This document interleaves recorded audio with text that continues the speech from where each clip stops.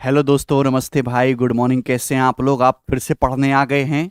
2 दिन ट्रिग्नोमेट्री की क्लास करने के बाद आज तीसरे दिन height and distance maximum minima का निपटारा हम लोग करेंगे। उससे पहले मैं आपको एक छोटी सी जानकारी देना चाहता हूं कि एसएससी सीएचएसएल की जो नोटिफिकेशन का बच्चे इंतजार कर रहे हैं, तो एसएससी ने अपनी वेबसाइट पे एक नोटिस डाला है कि वो 6 दिसंबर को एसएससी सीएचएसएल का जो है नोटिफिकेशन आउट करेंगे। ठीक है भाई। तो 6 दिसंबर को एसएससी सीएचएसएल 2022 का नोटिफिकेशन आएगा। यानी कि दोस्त, 1 महीना ही बाकी है। दिसंबर में आपका सीजीएल का पेपर होना है, जनवरी में आपका जीडी का पेपर होना है, और इसका पेपर ये फरवरी या मार्च के स्टार्टिंग में करवा लेंगे। तो आप पढ़ना कब शुरू करोगे? है भाई, 2-3 महीने के गैप पे ये तीनों एग्जाम हो जाएंगे और आपके पढ़ने का कोई विचार नहीं है। पढ़ने का मतलब ये होता है कि सीजीएल में 35 लाख बच्चों ने फॉर्म भरा, तो 21-22 लाख बच्चे लाइव होने चाहिए थे। ठीक है भाई। फिर यूट्यूब भी कहता कि भाई ये आदमी पकड़ो, ये जो गगन है ये 21-22 लाख आदमी लाइव ला रहा है, इतना तो हमारे देश की जनसंख्या भी नहीं है। तब मजा आता ना। फॉर्म तो सब भर रहे हैं, सबको फॉर्म भरना है, लेकिन उस फॉर्म भरने के आगे का जो प्रोसेस है ना, उसे कोई करना नहीं चाहता, और यही बर्बादी का कारण है। तभी तो मैं कहता हूं, ओशो बिल्कुल सही कहते थे कि भारत जवानों का देश नहीं है, बुढ़ों का देश है। क्यों? क्योंकि एनर्जी लेस व्यक्ति रहते हैं यहां पर, हैं? क्योंकि पढ़ने को आग नहीं अंदर से, आप मेहनत नहीं करना चाहते बिल्कुल भी। एक बात मैं बताना चाहता हूं, बहुत सारे बच्चे कहते हैं सर जीडी के लिए पढ़ना है, जीडी के लिए कैसे प्रिपेयर करें। देखो, जिस बच्चे ने ग्रेजुएशन कर रखी है, सपोज उसने मैथ्स बीएससी ऑनर्स कर रखा है, या उसने बीटेक कर रखी है दोस्त, या उसने किसी अच्छे कॉलेज से कोई डिग्री ले रखी है, उसके बावजूद भी उसका जो टारगेट है वो केवल जीडी है, यार ये अपने आप में क्राइम है। अगर आपके पास ग्रेजुएशन की डिग्री है तो आप अच्छे एग्जाम को टारगेट करिए, आप सीजीएल को टारगेट करो। सीजीएल लेवल को, सीजीएल को ध्यान में रख के आप तैयारी करें, तभी तो आपका सीएचएसएल निकलेगा, तभी तो जीडी निकलेगा, तभी तो सीपीओ निकलेगा, तभी तो एमटीएस निकलेगा। आपको आपको ये नहीं लगता कि जो सीजीएल का बच्चा वो तैयारी कर रहा है, वो सिलेक्शन, उसका जीडी का फॉर्म नहीं भरेगा, वो सिलेक्शन पोस्ट का फॉर्म नहीं भरेगा। तो सिलेक्शन आपका होना चाहिए जो केवल जीडी पढ़ रहा है, या सिलेक्शन उस बच्चे का होगा जिसने सीजीएल लेवल तक पढ़ा है और जीडी उसने मजाक में दे दिया। तो ये थोड़ी सी मेहनत से बचने के लिए ना आप अपनी जिंदगी खराब कर रहे हो। ये अभी आपको पछतावा नहीं होगा, पछतावा होगा 5 साल बाद कि यार 6 महीने अगर ढंग से पढ़ लेता ना, या 4 घंटे की बजाय 7 घंटे पढ़ लेता, तो आज जीडी की बजाय या सिलेक्शन पोस्ट की बजाय सीजीएल में इंस्पेक्टर होता, या किसी 4600 ग्रेड पे की जॉब में होता। तो अगर आपने ग्रेजुएशन कर रखी है और आपको अपने ऊपर थोड़ा सा भी विश्वास और मेहनत करने की थोड़ी सी आग है, तो सीजीएल को टारगेट करके तैयारी करें, जिससे कि सीजीएल ना भी निकला तो कम से कम ये तो गारंटी है कि आप सीएचएसएल, सीपीओ, अभी आप एमटीएस, सिलेक्शन पोस्ट, जीडी, ये सब निकाल पाओगे। अब तुम बैठे सबसे नीचे हो, नीची सीढ़ी पे, और सोच रहे हो कि मैं ऊपर वाली सीढ़ी से फल तोड़ के खा लूं। ये नहीं हो सकता। ठीक है, चलो अपने अंदर ऊर्जा रखो, ऊर्जावान रहो, समझे कि नहीं? जैसे चले तो लोग कहें कि ये साउथ का हीरो चल रहा है। ठीक, तो आज हम हाइट एंड डिस्टेंस और मैक्सिमम मिनिमम पढ़ेंगे, बहुत मजा आएगा दोस्त। मैंने क्या किया कि मैंने प्रीवियस ईयर के क्वेश्चन ही लिए, हर एक एग्जाम के, सीजीएल के, सीएचएसएल के, सीपीओ के और सीडीएस के भी क्वेश्चन इसमें हैं। लेटेस्ट सवाल लिए 2020 और 21 के, हर एक टाइप को कवर कर दिया, टाइप कोई नहीं छोड़ा, लेकिन रिपीटेशन इसमें नहीं है। कंसेप्ट मैं आपको क्विक फॉर्म में बताऊंगा, स्लाइड मैंने बनवा ली है, वहां से रिवीजन करेंगे, फिर सवाल करेंगे। ठीक है भाई, इस सेशन को आप फैला दो। ठीक, कॉपी पेन आप निकाल के बैठिए, तभी आपको मजा आएगा पढ़ने में। तेरा प्यार भी 2000 के नोट जैसा है, डर लगता है कहीं बंद ना हो जाए। अंकुर पंडित देखिए, जिनके 2000 के नोट लीगल होते हैं ना, वो बैंक में जाके चेंज करवा लेंगे अगर बंद भी हो जाए। तो आप भी अपने प्यार को लीगल कर लो, रजिस्ट्री करवा लो, नौकरी लेके शादी कर लो, फिर प्यार बंद हो ही नहीं सकता, उसे करना ही पड़ेगा। नहीं है तो आपके पास कोर्ट में जाने का राइट है फिर।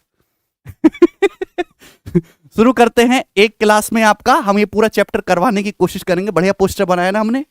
चलो इधर देखो, हाइट एंड डिस्टेंस पहले मैं आपको बताता हूं। तो हाइट एंड डिस्टेंस समझने के लिए, पढ़ने के लिए आपको समझना जरूरी है स्टैंडर्ड राइट एंगल ट्राइंगल। अब स्टैंडर्ड राइट एंगल ट्राइंगल कौन कौन से? 30-60-90, 45-45-90 और 15-75-90। अगर किसी ट्राइंगल के एंगल का रेशियो 45-45-90 है, मतलब ये दो 45-45 दो एंगल बराबर, तो दो साइड बराबर, इसका मतलब ये साइड 1 यूनिट है, ये साइड 1 यूनिट है, तो ये √2 यूनिट होगा। मतलब अगर ये गधा है, ये गधा है, तो ये √2 गुणा गधा होगा। अगर किसी ट्राइंगल के एंगल का रेशियो 30-60-90 है, एंगल 30-60-90 है अगर किसी ट्राइंगल के, तो 30 डिग्री के सामने 1 यूनिट होता है, 60 डिग्री के सामने √3 यूनिट होता है, 90 के सामने 2 यूनिट होता है।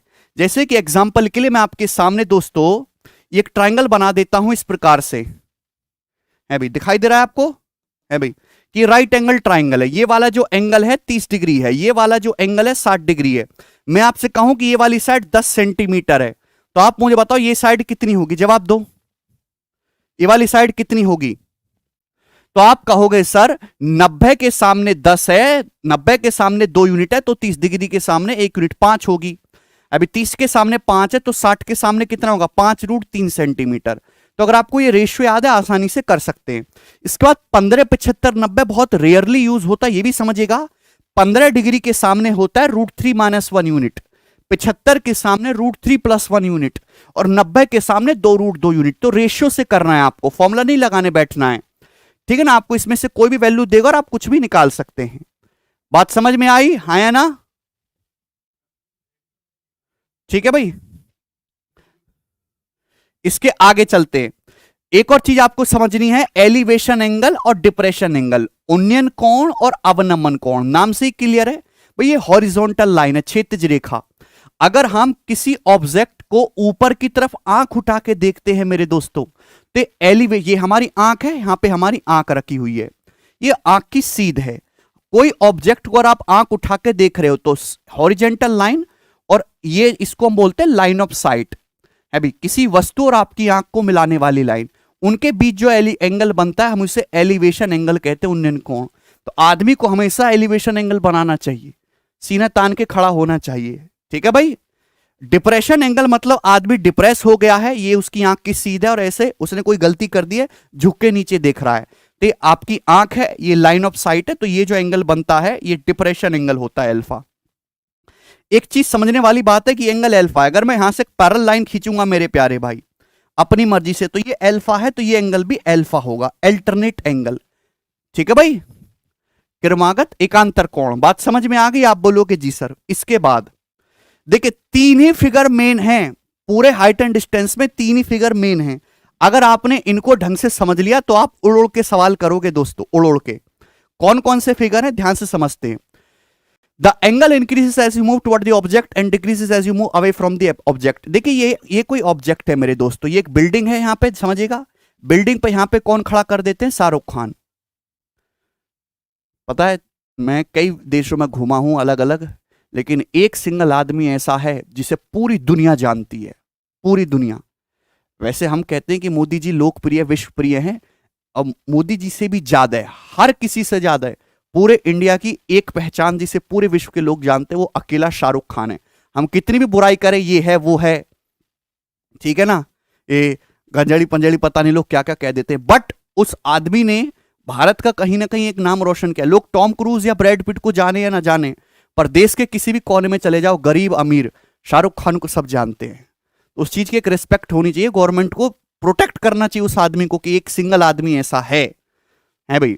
लोग चाहे कुछ भी कहते रहें, बट उसको पूरी दुनिया जानती है, 700 करोड़ के 700 करोड़ लोग। देखो दोस्त, यहां ये बिल्डिंग है, बिल्डिंग के ऊपर शाहरुख खान साहब खड़े हैं, ठीक है भाई, उनका बर्थडे भी था। अब आप यहां देखो, उनके बंगले के बाहर उनको देख रहे हो 30 डिग्री के एलिवेशन एंगल पे, ठीक। अब वो सही से दिखाई नहीं दे रहे, तो आप आगे की तरफ बढ़े, तो अगर आप दूर की तरफ जाओगे तो एलिवेशन ये एंगल घटता जाता है, नजदीक की तरफ आओगे तो एलिवेशन एंगल आपका बढ़ता जाता है। समझ में आया? तो आप यहां उनके बंगले की तरफ बढ़े तो आपका एंगल 30 डिग्री से 45 डिग्री हो गया, है ना। ये अपने घर की छत पे यहां पे खड़े हैं, तो ये डायग्राम बहुत दिखाई देता है। अगर आपने इसको अच्छे से समझ लिया तो आप उड़ उड़ के करेंगे। कैसे कि जब भी ऐसा कुछ डायग्राम दिखाई देता है, तो भाई ये वाली जो लेंथ है ना, ये वाली जो लेंथ है मेरे प्यारे भी ध्यान से समझिएगा, ये वाली जो लेंथ है यहां से यहां तक, ये जो लेंथ है, ये वाली जो लेंथ है, आप इसको हमेशा 1 यूनिट मान लीजिए, ठीक है भाई। इस लेंथ को आप कितना मान लीजिए कि माना ये जो लेंथ है ये आपकी 1 यूनिट है, इसको अपनी मर्जी से मान लीजिए। हमेशा मैं इसी लेंथ को मानूंगा कि माना ये लेंथ 1 यूनिट है, तो पहले छोटे ट्रायंगल में हाथ पांव मारेंगे, फिर बड़े ट्रायंगल में। अब ये 90 है, अभी अगर 45 डिग्री है, ये 1 यूनिट है तो ये भी 1 होगा। अब बड़े ट्रायंगल को देखो, 30 डिग्री के सामने 1 है, बड़के को देखो 30 के सामने 1 है तो ये 60 है, तो 60 के सामने कितना होगा मेरे प्यारे भाई? 60 के सामने √3 यूनिट होगा। ये लेंथ कितनी आ जाएगी? √3 यूनिट आ जाएगी। आप बोलोगे हाँ जी सर दोस्त, कोई प्रॉब्लम नहीं है। तो मेरे प्यारे भाई ये बताओ फिर ये कितना बचा? ये √3 है, ये 1, तो ये बचेगा भैया जी √3 - 1 यूनिट। तो आपको सारी लेंथ पता चल गई। अब एग्जामिनर आपको कुछ भी देके कुछ भी पूछ ले, आप कर पाओगे। आपको यहां ट्रिग्नोमेट्रिक रेशियो लेने की जरूरत नहीं है। ठीक, चलिए ये 2 और हैं डायग्राम, इनको भी अच्छे से समझ लीजिएगा, ध्यान से देखिए। अब जैसे ये है मेरे दोस्तों, यहां भी सेम आपको दिखाई देगा, तो आप इस लेंथ को हमेशा 1 यूनिट मान लो कि यार ये जो लेंथ है 1 यूनिट है, मान लिया भाई। ये छोटे ट्रायंगल को देखो, 60 है, 90 है तो 30 होगा। 30 के सामने 1 है तो 60 के सामने कितना होगा? √3 होगा। आप बोलोगे जी सर। अब बड़का ट्रायंगल को देखो, बड़का को 30 के सामने √3, 30 के सामने √3 है तो 60 डिग्री के सामने क्या होगा? 30 के सामने गधा होता है तो 60 के सामने √3 गुना गधा, तो √3 का √3 कितना होता है? √3 का √3 गुना करेंगे 3 यूनिट आएगा लेंथ। तो ये कितना बचेगा? 3 - 1 ये जो लेंथ होगी 2 यूनिट बचेगी। अब आपके पास सब पता चल गया, कुछ भी पूछिए, कुछ भी आपसे निकलवा सकता है यहां पर। समझ में आया? ये देखिएगा भाई, ये 45 से आगे बढ़े 60 हो गया, तो आप इस लेंथ को हमेशा 1 यूनिट मानो कि माना ये वाली जो लेंथ है 1 यूनिट है। भाई ये 60 है, ये तो 90 है ही, सीधी खड़ी होती है। ये है 30 डिग्री। सुनना, तो आप बताओ अगर 30 के सामने 1 है तो 60 के सामने कितना होगा? √3 यूनिट होगा।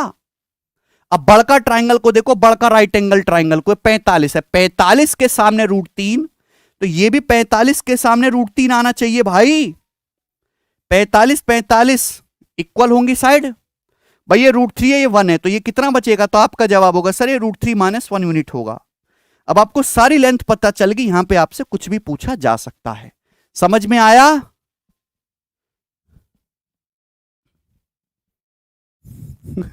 रविशंकर कुमार कह रहे हैं बोलो जुमा केसरी।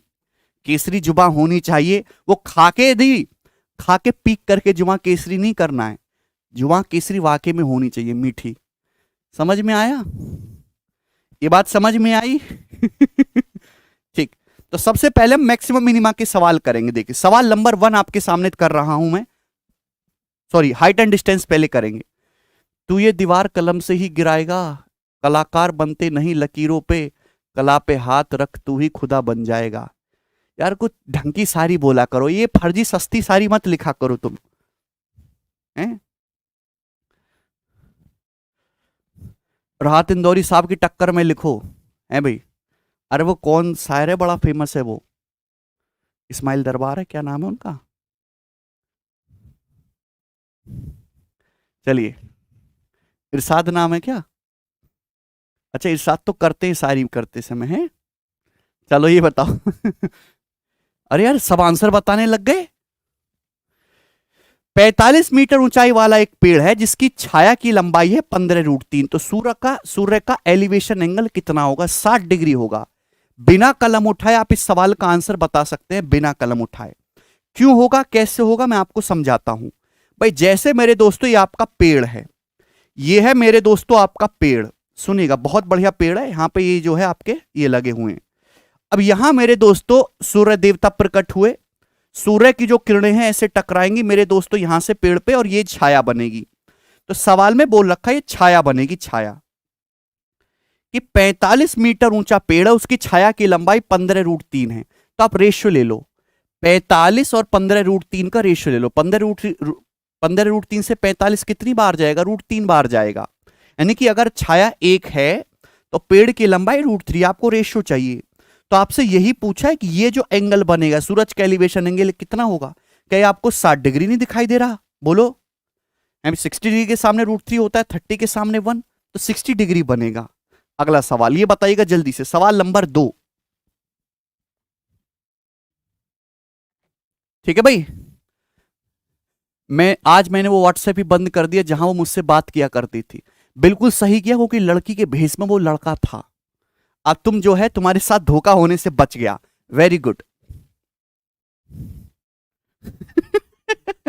यार वीडियो को लाइक नहीं कर रहे हैं, 6000 बच्चे देख रहे हैं, लाइक 3.3 के हैं, हैं? ये मक्कारी कौन कर रहा है? ये देखिएगा, एक पतंग की डोर है जिसकी लंबाई 158 मीटर है और ये आपका क्षैतिज के साथ 30 डिग्री का कोण बनाती है। तो पतंग की ऊंचाई कितनी होगी? जवाब दीजिएगा मेरे दोस्तों।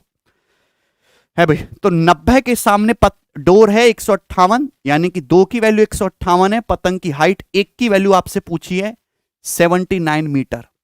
देखिए बादशाह तो वही है जो बिना कलम उठाए करे। कैसे? सुनिएगा। जैसे मेरे दोस्तों आपके सामने ये आप उड़ा रहे हो पतंग, ठीक है, यही पतंग है हमारे लिए। तो ये है पतंग की डोर, कितनी लंबी है? 179 मीटर लंबी डोर है। और ये जो पतंग है जमीन से 30 डिग्री का कोण बनाती है। तो आपसे पूछा है पतंग जमीन से कितनी हाइट पर उड़ रही है। मजाक नहीं उड़ाना, पेपर में यही सवाल आता है। जब ये 25 क्वेश्चन एक साथ मिक्स हो जाते हैं ना, तो ये सवाल भी पहाड़ जैसा दिखाई देता है। अभी टॉपिक वाइज चल रहा तो आप हल्के में ले रहे हो, है भाई। अभी समझा है कि अगर 90 के सामने 2 यूनिट है तो 30 डिग्री के सामने होता है 1 यूनिट, यानी कि 179/2। तो 79 मीटर इस सवाल का आंसर आ जाएगा, पतंग की हाइट। क्लियर? बिना कलम उठाए। ये बताइएगा जल्दी से। 3 नंबर।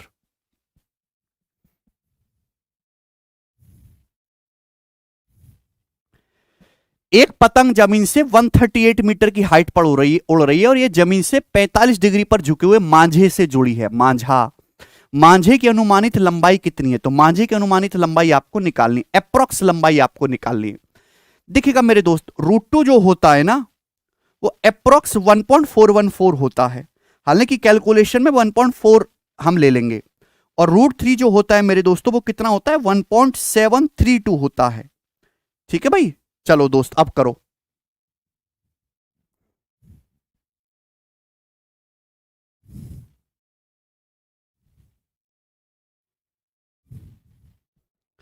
एक 190। देखिए पतंग जो है जमीन से 138 मीटर की हाइट पर हो रही है, 45 डिग्री का एलिवेशन एंगल है। तो आपसे पूछा है मांझे की लंबाई।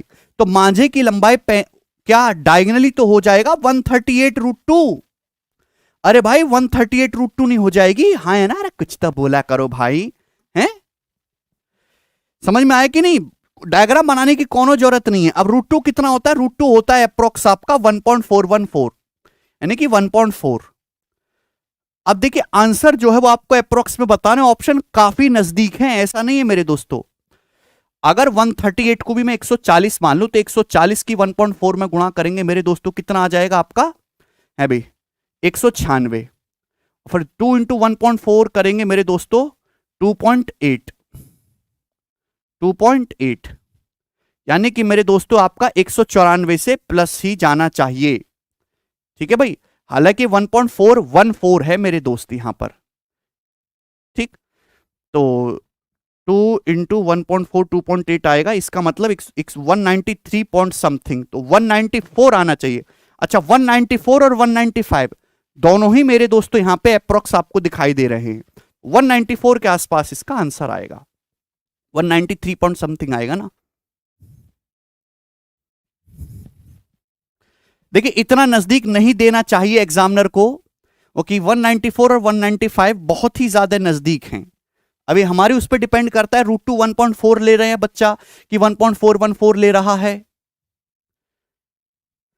ठीक है भाई, एग्जैक्ट गुणा करने का टाइम नहीं है, 194 मार्क कर देंगे, कोई दिक्कत नहीं। आगे चलेंगे, अगला सवाल, सवाल नंबर आपके सामने 4। ये बताओ जल्दी से। एक काइट पतंग उड़ रही है 120 मीटर की हाइट पे, वो धागे से बंधी हुई है जो 60 डिग्री का एंगल बना रही है।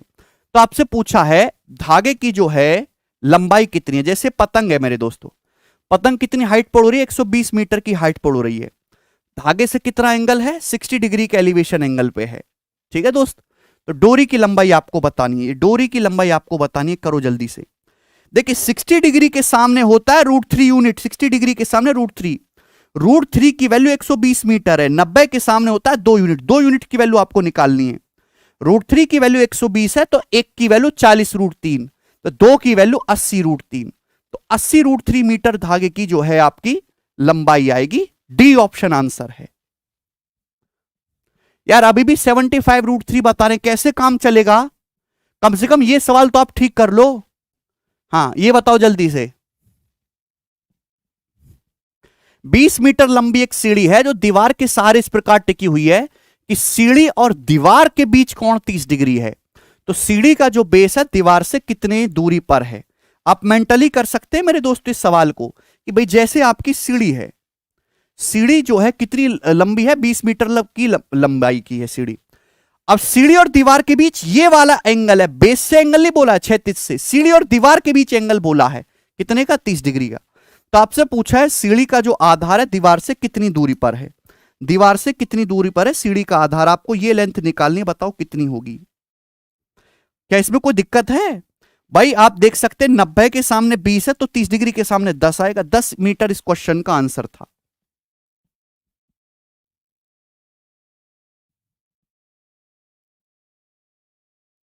ठीक है भाई, 10√3 बता रहे हैं बच्चे ना, 10√3 जो बच्चे बता रहे हैं वो पूर्णतः गलत हैं भाई। इसीलिए तो सवाल आया है कि आप जानते हुए भी इस सवाल को पेपर में गलत करके आए हैं भाई। सीढ़ी कितने 20 मीटर लंबी, सीढ़ी और दीवार के भी 30 डिग्री का एंगल है भाई। क्या हो गया तुमको, 90 के सामने 20 है तो 30 के सामने 10 होगा, ये 10 आंसर है बच्चा। 20√3 कैसे बता रहे हो, ये दोनों आंसर तो पॉसिबल ही नहीं है। ये सीढ़ी सबसे लंबी होगी ट्राइंगल में, आंसर 20 से छोटा ही आएगा, ये तो संभव ही नहीं थे भाई। ना वफा का जिक्र होगा, ना वफा की बात होगी, या मोहब्बत जिससे भी होगी सीजन निकालने के बाद होगी। फेलिस्टिस रीडर फिर मोहब्बत नहीं होगी, सौदा होगा, कौन कितने में बिका। कहना नहीं चाहिए पर वास्तविकता तो यही है, मोहब्बत जिनको होनी थी हो चुकी है। ये बताइएगा।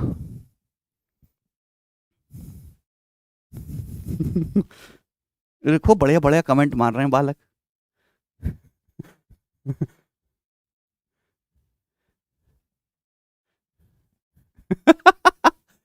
संस्कारी डेंजर कह रहे हैं, क्या नाम रखा, संस्कारी डेंजर। वाह बेटे, दिल दिया जिसको वो दिल्ली चली गई, मैं उससे मिलने गया दिल्ली तो वो इटली चली गई, मैं गुस्से में आया घर और छूना चाहा बिजली तो बिजली चली गई। संस्कारी डेंजर, हर जगह भगवान ने आपका साथ दिया, दिल्ली में भी बचाया, इटली भी पहुंचा के बचा लिया और बिजली से भी बचा लिया। पॉजिटिव चीज ढूंढो हर चीज में है, समझे।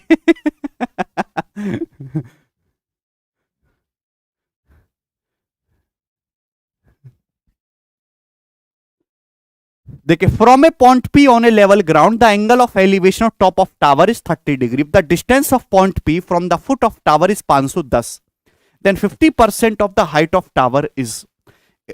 ठीक है भाई, it's a very basic question कि जैसे टावर है, टावर का मतलब एक मीनार, सीधा खंबा होगा, एक पॉइंट पी है, ये पॉइंट पी हो गया, और एक टावर है, टावर का टॉप ये हो गया मेरे दोस्तों, इसका जो उन्नयन कोण है वो 30 डिग्री है। ठीक है, यदि मीनार के पैर से, मीनार का पैर हो गया, पॉइंट पी की जो दूरी है वो 510 मीटर है, तो आपसे पूछा है मीनार की हाइट का 50%, क्या इसमें कौन तकलीफ है भाई? एक बात बताओ, ये एंगल है 60 अभी, अगर 60 डिग्री के सामने 510 है तो 30 डिग्री के सामने कितना होगा, 510/√3 होगा ना। 60 के सामने √3 होता, 30 के सामने 1, ये आ गई टावर की हाइट। आपसे टावर की हाइट का 50% यानी कि इसका आधा पूछा था, आधा, समझे। आप बोलोगे जी सर, देखिए 2 से 10 तो 5 बार चला जाएगा, 51 को अगर √3 से डिवाइड करेंगे तो 17√3, तो 17 पंजे 85, 85√3 सवाल का आंसर आएगा, 85√3, ये ऑप्शन करेक्ट है दोस्तों। है भाई, √3 तो आना ही था, अब 51 में 17 आता है, 17 तो आना ही था। ठीक है भाई, चलिए अगले सवाल की तरफ हम चलेंगे, सवाल नंबर है 7। बड़ा खुश हो रहे हैं बच्चे सवाल करके, हैं।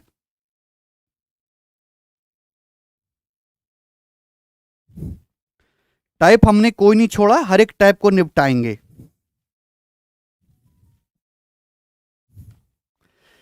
बोला 3.5 मीटर लंबी एक सीढ़ी है जो दीवार के टॉप तक पहुंचती है, यदि सीढ़ी दीवार से 60 डिग्री का एंगल बनाती है तो दीवार की हाइट है भाई।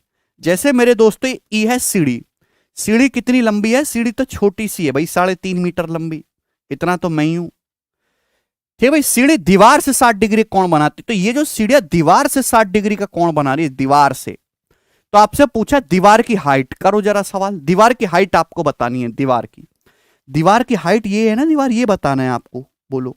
अब ये 90 है भाई, 90 के सामने 3.5 है तो ये 30 डिग्री हो गया ना, 30 के सामने कितना होगा, 3.5 का आधा, तो दीवार की जो हाइट होगी वो 3.5 का आधा होगी, यानी कि 1.75, ए ऑप्शन 1.75 मीटर। पूछा होता ना कि सीढ़ी का जो पैर है वो दीवार के बेस से कितनी दूरी पर है, तो आपका आंसर होता 1.75 √3 जी। ये बताइएगा जल्दी से।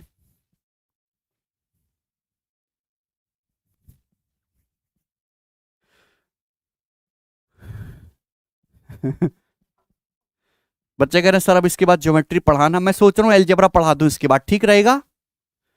18 और 30.5 मीटर हाइट वाले दो खंबे के जो शीर्ष है वो तार से जुड़े हुए हैं। यदि तार हॉरिजॉन्टल 36 से 30 डिग्री का कोण बनाता है तो आपसे पूछा तार की लंबाई क्या होगी। तो इस सवाल में कुछ भी नहीं, दो खंबे हैं भाई, एक 18 मीटर हाइट का है और एक आपका 30.5 मीटर की हाइट का है। आप बोलोगे जी सर बहुत ही बढ़िया है भाई, ये तार से जुड़े हुए हैं। ई हो गया हमारा, यहां पे जो है तार से हमने जोड़ दिया टक। तार बेस से 30 डिग्री का एंगल बनाता है, ठीक है, हॉरिजॉन्टल से सीधी रेखा से 30 डिग्री का। तो तार की लंबाई बताओ क्या होगी। इसका मतलब ये आपका तार है, ये तार की लंबाई आपको बतानी है। करो, क्या आप नहीं बताओगे उड़ उड़ के? है भाई, अगर ये 18 ये भी 18, 30.5 तो 12.5 नहीं बचेगा। 30.5 में से ये पूरा 30.5 था, 30.5 में से 18 घटाएंगे 12.5। 30 डिग्री के सामने 12.5 है तो 90 के सामने 25 आ जाएगा। तार की हाइट 25 मीटर।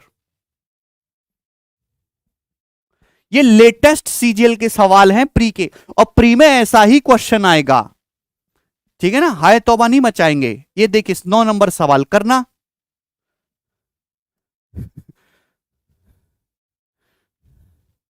आसान सवाल में कितने खुश हैं बालक।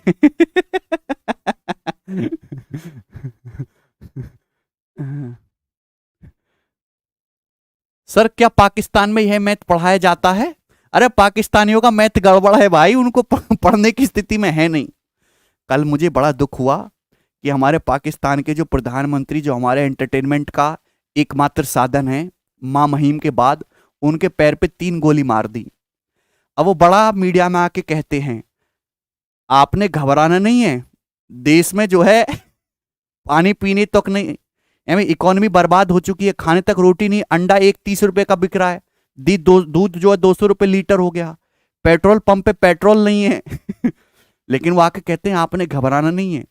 और जब शूटर ने उनके पैर पे 3 गोली मारी होगी, कोई आदमी आके कहे मामा प्रधानमंत्री जी आपको घबराना नहीं है इमरान साहब, तो उनको कैसा लगेगा, अब तेरी ऐसी तैसी घबराऊ ना तो क्या करूं।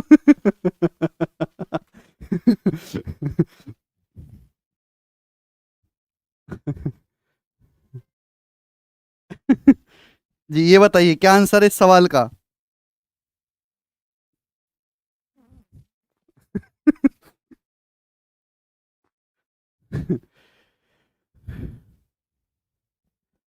बताइए जल्दी से। सवाल आपने पढ़ लिया।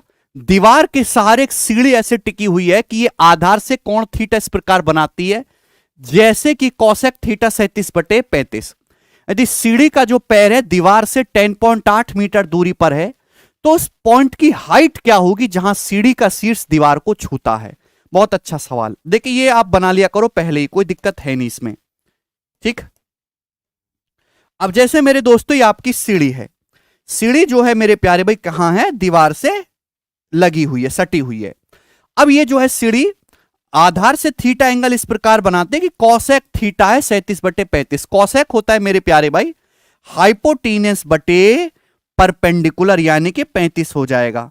तो अगर ये 37 से 35 तो कितना हो जाएगा 12, 12 35 37, पाइथागोरन ट्रिपलेट है।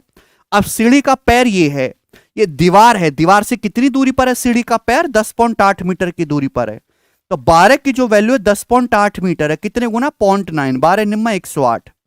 तो आपसे पूछा उस पॉइंट की हाइट बताओ जहां सीढ़ी का शीर्ष दीवार को छूता है, तो यानी कि ये पॉइंट है, यहां आपका सीढ़ी का जो टॉप है दीवार को छू रहा है, ये बताना है। तो 35 की वैल्यू आपको निकालने कितने गुना आ जाएगी, 0.9 टाइम्स आ जाएगी, यानी कि 0.5 यूनिट डिजिट आएगा आपका 31.5 मीटर। तो ए ऑप्शन इस सवाल का करेक्ट आंसर होगा, ठीक है, इसमें कोई प्रॉब्लम नहीं है, इस सवाल में आसान ही है प्रश्न। हाँ जी, ये बताइएगा इस क्वेश्चन का क्या आंसर है। सवाल नंबर 10, इस सवाल को अदरवाइज मत लीजिएगा, ये जो है बड़ा ही कठिन सवाल है, मेंस 2021 के पेपर का क्वेश्चन है, ये करना।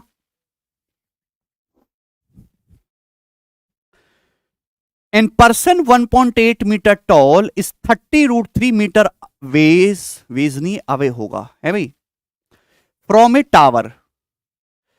If the angle of elevation from his eye to the top of tower is 30 degree, then what is the height of tower? ये बताइएगा मेरे दोस्तों, बहुत ही बेहतरीन सवाल है. अब सुनना मेरे दोस्त ध्यान से. हुआ क्या मेरे दोस्तों, आदमी है. आदमी कितना लंबा है? 1.8 मीटर लंबा है. यहां है माथे में उसकी आंख. अब एक टावर है मेरे प्यारे भी, टावर. ये टावर हो गया, कोनो दिक्कत नहीं. अब ये जो आदमी है ये इस टावर से कितनी दूरी पर है? तो आप कहोगे सर 30√3 मीटर की दूरी पर है. अब आदमी की आंख ये है मेरे दोस्तों, यहां पर 1.8 मीटर लंबा आदमी है.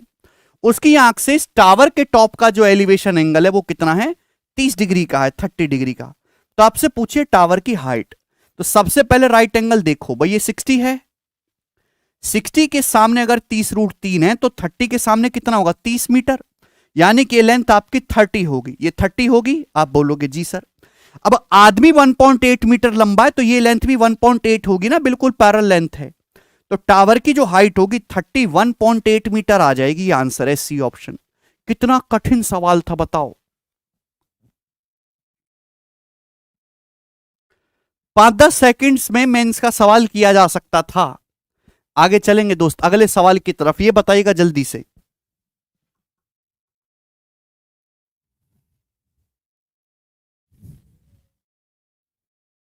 अरे मजा आ रहा है.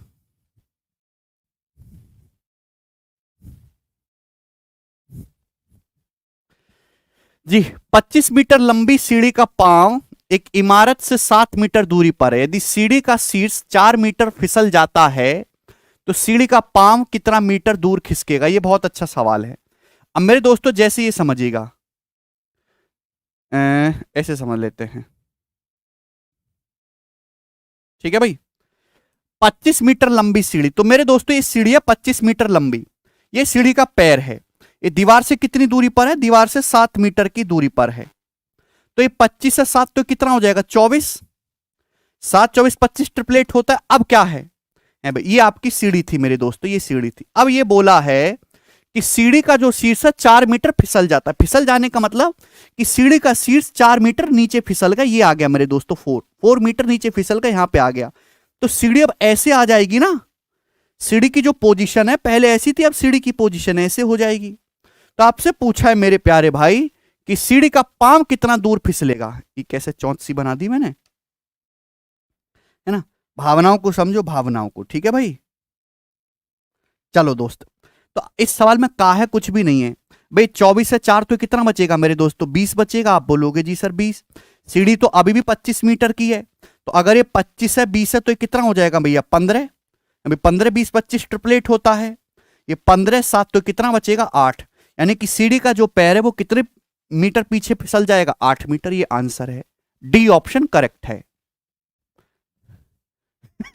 लक्ष्मण चौहान कहने सर लाइब्रेरी में हो, थोड़ा कम मजाक करो, बहुत जोर से हंसी आ रही है. लक्ष्मण चौहान गौर से देखोगे तो मजाक ही हो रहा है हर जगह. आपके साथ भी ये दुनिया मजाक ही है. और मैं कहां मजाक कर रहा हूं भाई. ये बताइएगा. अगला सवाल. सवाल आपके सामने 12 है जी. जवाब दीजिए इस क्वेश्चन का क्या आंसर है.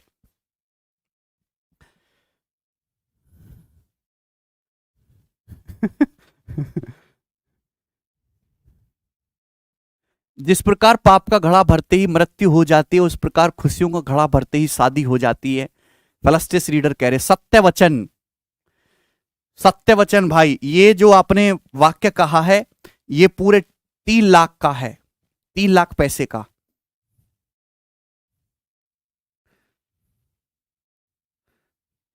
जी ये बताइएगा अगला सवाल. हाँ देखिए ये क्वेश्चन बहुत इंपॉर्टेंट है, प्यारा सवाल है. ये लेटेस्ट प्री का ही पूछा हुआ सवाल है. मतलब ये लैंग्वेज इंपॉर्टेंट है, यही कहना चाहता हूं मैं. 23 मीटर एक लंबा एक खंबा है. 23 मीटर लंबा खंबा, एक खिड़की जो एक गली के एक तरफ भूतल से 3√5 मीटर स्थित ऊपर स्थित है तक पहुंचता है. A pole 23 metre long reaches a window which is 3√5 meter above the ground on one side of a street. Keeping its foot at the same point, the pole is turned to other side of a street to reach a window 4√15 meter high. What the width of street, street की आपको निकालनी है चौड़ाई। नहीं समझे ना सवाल? जैसे भाई ये है, देखो ये नैन मटक्का वाला सवाल है, सड़क है भाई, सड़क। अब सड़क के यहां घर है और सड़क के वहां घर है और यहां पे रहते हैं लव बर्ड्स, ठीक है भाई। तो खिड़की से एक दूसरे को ताकते हैं। अब सुनिएगा मेरे प्यारे भाई, ये एक खिड़की है 3√5 मीटर की हाइट पर, ये दूसरी खिड़की है 4√15 मीटर की हाइट पर। अब यहां मेरे दोस्तों क्या है, एक पोल है, एक खंबा है 23 मीटर लंबा खंबा। तो दोस्तों 23 मीटर लंबा एक खंबा है जो यहां सड़क के किनारे टिकाया। तो मेरे प्यारे भाई ये 23 मीटर लंबा जो खंबा है मेरे दोस्त, ये क्या करता है, यहां इस खिड़की पे पहुंचता है। अगर इस खंबे के, ध्यान से सुनिएगा, यहां पे लिखा हुआ है खंबे के पैर को सेम पॉइंट पे रखना, खंबे के पैर को सेम पॉइंट पे रखना है और इस खंबे को मेरे दोस्तों यहां से हटा के दूसरी विंडो पे ऐसे टिकाया जा सकता है, इस खंबे को मेरे दोस्त, ठीक है ना। पैर को नहीं चेंज करेंगे और दूसरी खिड़की पे ऐसे टिक जाएगा, ये भी 23 मीटर होगा, 23 मीटर। तो आपसे पूछा सड़क की चौड़ाई, ये चौड़ाई आपको बतानी है सड़क की, करो। तो आपको नहीं लगता कि इसमें केवल पाइथागोरस थ्योरम लगानी है, दो अलग अलग राइट एंगल ट्राइंगल बन रहे हैं भाई, ये 23 है 3√5 है, तो आप बताओ ये लेंथ कितनी आएगी, जवाब दीजिएगा। तो आप कहोगे सर पाइथागोरस लगाएंगे, 23 का स्क्वायर 529 माइनस 3√5 का स्क्वायर 9 पंजे 45। तो 529 में से 45 घटाएंगे कितना जाएगा भाई, ये हो जाएगा 484, 484 का √22, ये लेंथ तो 22 आ जाएगी। अपन लोग यहां भी पाइथागोरस लगाएंगे, कितना आ जाएगा दोस्त, है भाई 23 का स्क्वायर 529, 4√15 का स्क्वायर आ जाएगा दोस्त 240, ठीक है भाई, 16 गुणा 15 240, तो कितना आ जाएगा ये 289 आएगा, ठीक है भाई। 289 का √17, तो पाइथागोरस से 17 आएगा। तो सड़क की चौड़ाई आएगी 22 + 17 39, तो 39 मीटर आपकी सड़क की चौड़ाई होगी, सी ऑप्शन। समझ में आया?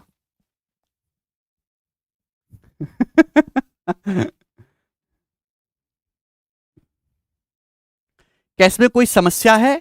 आप बोलोगे जी इसमें तो कोई समस्या नहीं, सवाल अच्छा है, ठीक है ना, जैसे सवाल पेपर में आते हैं वैसा ही है। आगे की तरफ चलेंगे मेरे दोस्तों, आज स्पीड कम है हमारी भैया, सवाल भी 37 है हमारे पास।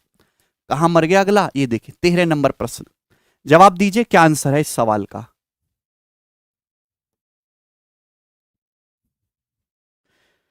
ना मेरे प्यारे भाई, ये जो क्वेश्चन है आपके सामने है भाई, ये कॉम्प्लीमेंट्री, हाँ कॉम्प्लीमेंट, ये डायरेक्ट कंसेप्ट पे है, डायरेक्ट शॉर्टकट पे, ठीक है ना। मैं आपको शॉर्टकट नहीं समझाऊंगा, सीधा आप ध्यान रखिएगा। चलो क्या है दोस्त, पॉइंट एम और एन एक इमारत के आधार से एक सीधी रेखा में क्रम से 72 और 128 मीटर की दूरी पर स्थित बिंदु हैं और इन बिंदुओं से उस इमारत के टॉप के एलिवेशन एंगल जो वो एक दूसरे के कॉम्प्लीमेंट्री या उन्नयन कोण पूरक है। एक इमारत है, इमारत से दो पॉइंट है एम और एन, कितनी दूरी पर है, 72 और 128 मीटर की दूरी पर है और इन दोनों पॉइंटों से इमारत के टॉप के जो एलिवेशन एंगल है वो एक दूसरे के कॉम्प्लीमेंट्री है। कॉम्प्लीमेंट्री का मतलब उन दोनों का सम 90 है।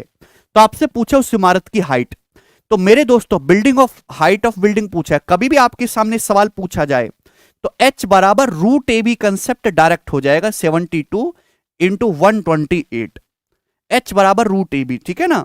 अगर किसी बिल्डिंग के, किसी टावर के दो अलग अलग पॉइंटों से जो एलिवेशन एंगल बन रहे वो कॉम्प्लीमेंट्री दे रखा है, तो there is a direct shortcut h बराबर √ab, ठीक है। 72 में से 36 निकाल लेंगे 6, 2 × 28 256 का √16, तो 96 इस सवाल का आंसर आ जाएगा। ऑप्शन से भी कर सकते थे, 7 तो आएगा नहीं कहीं से भी, 0 भी नहीं आएगा, ये आंसर है बी ऑप्शन।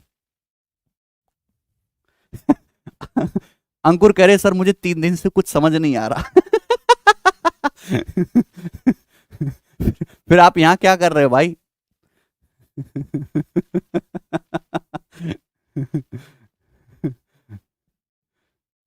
अंकित शर्मा कह रहे हैं सर मैंने राकेश सर का बैच लिया है सर, कैसा पढ़ाते हैं? बढ़िया पढ़ाते हैं, जबरदस्त एकदम है भाई, माइनस को 0 बनाते हैं, इधर देखिएगा।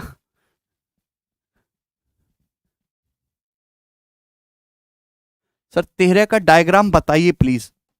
डायग्राम की कोई जरूरत नहीं है भाई, जब मैंने आपको कंसेप्ट बता दिया तो no need to draw any diagram, ठीक है भाई।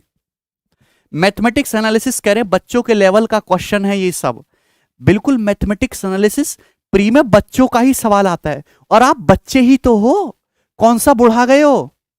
अगर आप अपने आप को बुजुर्ग कह रहे हो या अधेड़ उम्र का व्यक्ति कह रहे हो तो ठीक है। ठीक।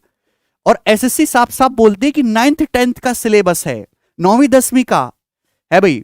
तो बच्चों का सवाल ना पूछेगी एसएससी में। सैलरी, जितनी सैलरी वैसा सवाल वैसा एग्जाम। एसएससी में कितनी सैलरी मिली आपको? 80,000, 1 लाख, तो उसी के हिसाब से सवाल पूछेगा ना।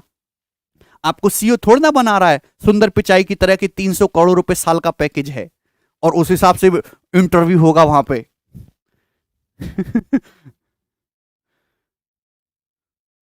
जैसा पैसा जेब में आएगा वैसा सवाल पूछा जाएगा। ये बताइए, सवाल नंबर 14 है।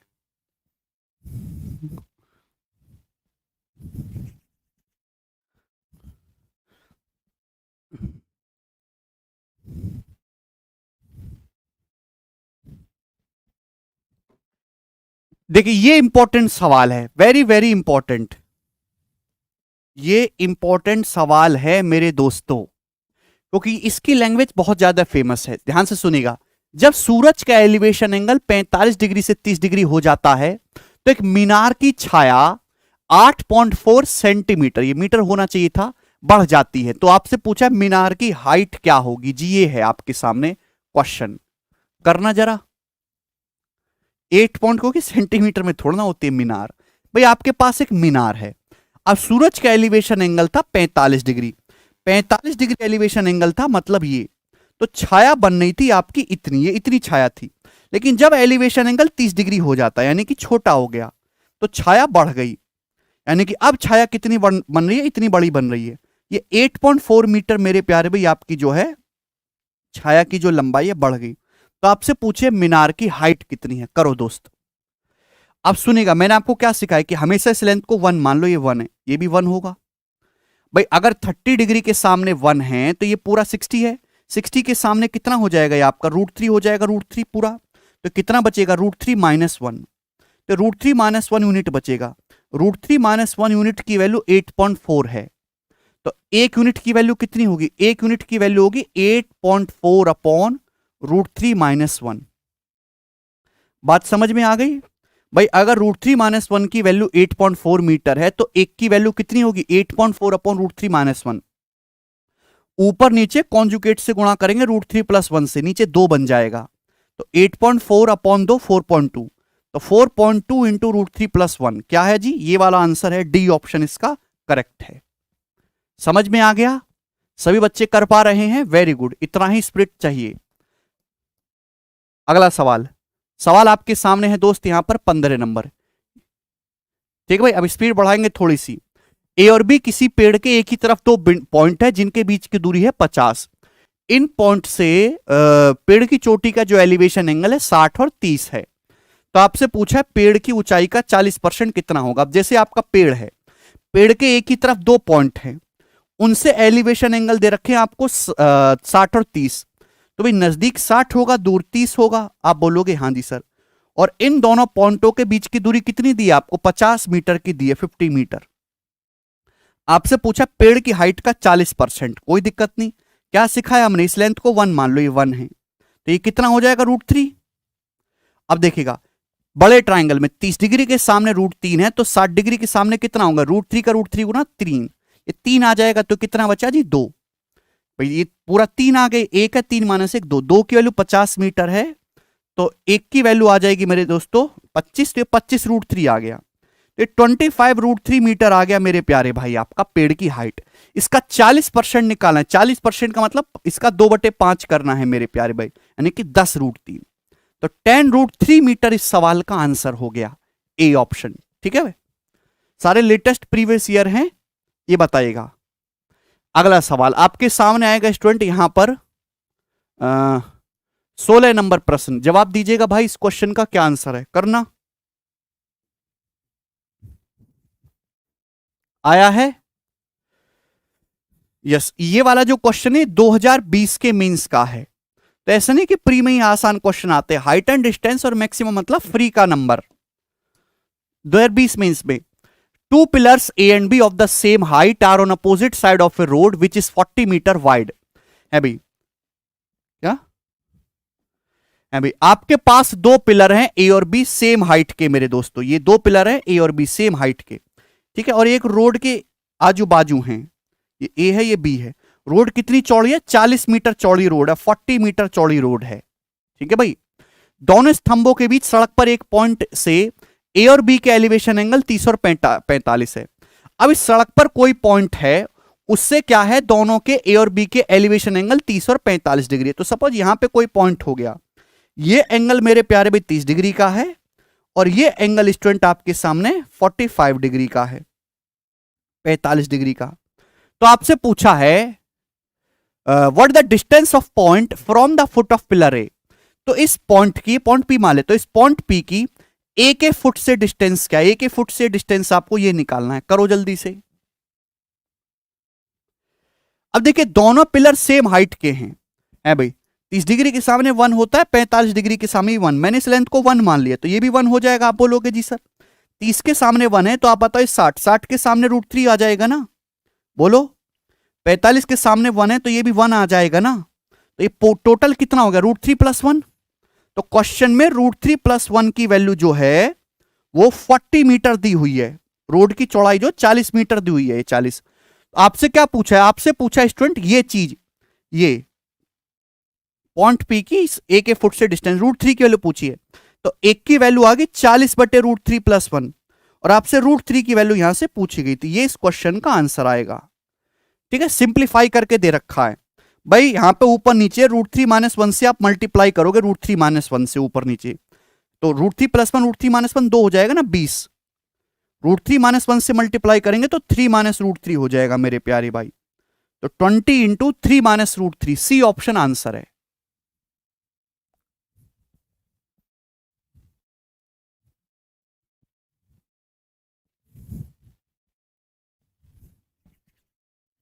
समझ पाए? कुछ कठिन नहीं है दोस्तों, इंपॉर्टेंट सवाल है, आसान सा। एक और लेंगे दोस्त, सवाल आपके सामने आएगा। कहां मर गया सवाल? ये था 16, 70 नंबर क्वेश्चन, बनाए जल्दी से।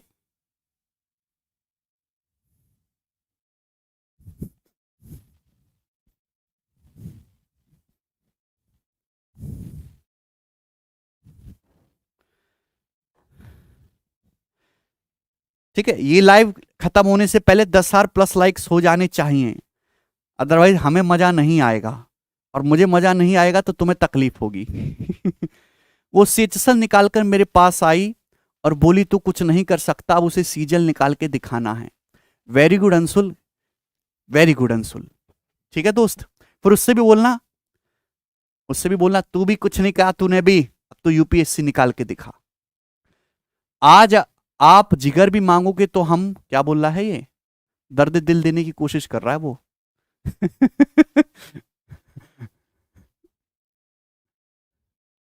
जी ये बताइएगा।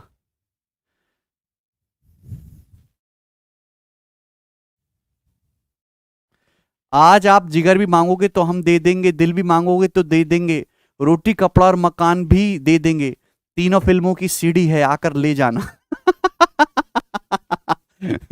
और फेरेसिस रीडर बड़ा जबरदस्त भाई, वेरी गुड, तालियां इनके लिए। आपको तो स्टैंड अप कॉमेडियन होना चाहिए, सस्ते बन सकते हैं आप। चलो ये बताइएगा जल्दी से, अर्थमेटिक का कोई चैप्टर कराएंगे? बिल्कुल कराएंगे भाई, चिंता ना करो। हाँ, as observe from the top of lighthouse 42 metre height above sea level, the angle of depression of a ship sailing directly towards it changes from 30 to 45 degree. The distance travelled by the ship during the period of observation. भाई आपके पास एक light house है, ये light house कितने height का है? 42 metre ऊंचा है जमीन से। अब ये मेरे दोस्तों आपका है सी। अब एक जहाज है मेरे दोस्तों, तो जहाज का जो डिप्रेशन एंगल है वो 30 डिग्री से 45 डिग्री हो रहा है, क्योंकि लाइट हाउस की तरफ आ रहा है। तो जहाज पहले यहां था, देखा हमने, तो ये डिप्रेशन एंगल तो ये वाला बनेगा 30 डिग्री, ये भी 30 हो जाएगा ना।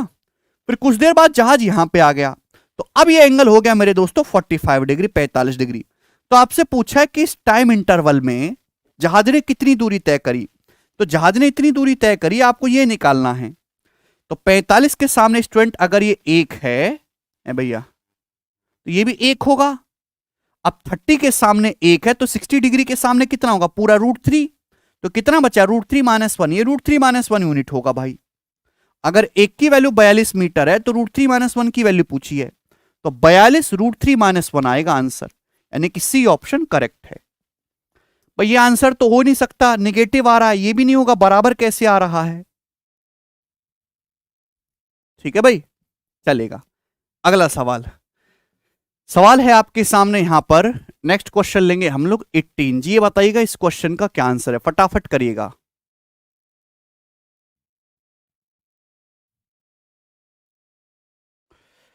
The angle of elevation of top of tower 25 √3 meter high from 2 points on the level ground on its opposite side are 45 and 60. What is the distance between the 2 points? Correct to 1 decimal place.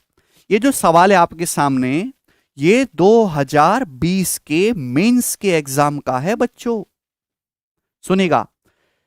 अब यहां पे बोला एक tower है 25 √3 metre height वाला। अब जो है समतल मैदान पे 2 पॉइंट हैं, और यहां पे साफ साफ बोल रखा है इसके दोनों ओर, मतलब एक पॉइंट इधर है एक उधर है, उनसे एलिवेशन एंगल 45 और 60 है। तो भाई आपके सामने एक टावर है, कितना ऊंचा टावर है? 25 √3 मीटर टावर है ऊंचा। अब इसके दोनों ओर 2 पॉइंट हैं, उनसे जो इसके टॉप के एलिवेशन एंगल बन रहे हैं 45 और 60, यानी कि मेरे प्यारे भाई ये 45 डिग्री है, ठीक है, और ये 60 डिग्री है। आपसे पूछा है दोनों पॉइंटों के बीच की दूरी, आपसे इन दोनों पॉइंटों के बीच की दूरी निकालनी है और डेसिमल में आंसर बताना है, करेक्ट टू 1 डेसिमल प्लेस। अब 45 के सामने 25 √3 है, तो ये लेंथ भी 25 √3 होगी। आप बोलोगे हाँ जी सर बिल्कुल। अब 60 डिग्री के सामने 25 √3 है मेरे प्यारे भाई, तो ये 30 है ना, 30 डिग्री के सामने 25 होगा, तो पूरा क्या आ गया? पूरा आ गया मेरे दोस्तों ये 25 √3 + 25। तो 25 तो कॉमन ही आ जाएगा ना, √3 + 1। √3 + 1 क्या होता है? √3 + 1 होता है 2.73, 2.73 है ना। √3 + 1 क्या हो जाएगा? 2.73, √3 अप्रॉक्स 1.73 होता है। तो यानी कि 25 दूनी 50, आंसर 50 से बड़ा आएगा, ये ऑप्शन नहीं हो सकते। 50 और 25 सत्ते 175, यानी कि लगभग 18, तो 68 के आसपास आंसर आएगा, 68 के आसपास ये आंसर है, डी। डी ऑप्शन करेक्ट है, 68.3। बोलो कोई समस्या? इसमें समस्या है ही नहीं, आसान सवाल था ये भी। आगे चलेंगे जी अगले सवाल की तरफ, 19 नंबर। ये बनाइएगा जल्दी से, करो।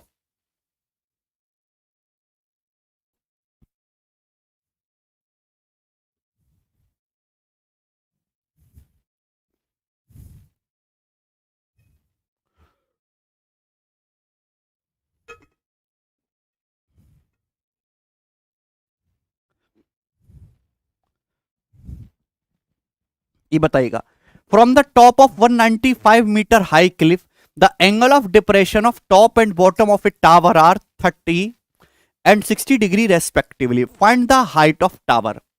देखिए अच्छा सवाल लग रहा है मेरे प्यारे भाई, प्यार से समझने की कोशिश करेगा। एक आपके पास चट्टान है, चट्टान कितनी ऊंची है? 195 मीटर ऊंची चट्टान है, बढ़िया लग रही है चट्टान। बोला इसकी टॉप से, इसकी चोटी से एक मीनार के टॉप और फुट का जो एलिवेशन एंगल है 30 और 60 है।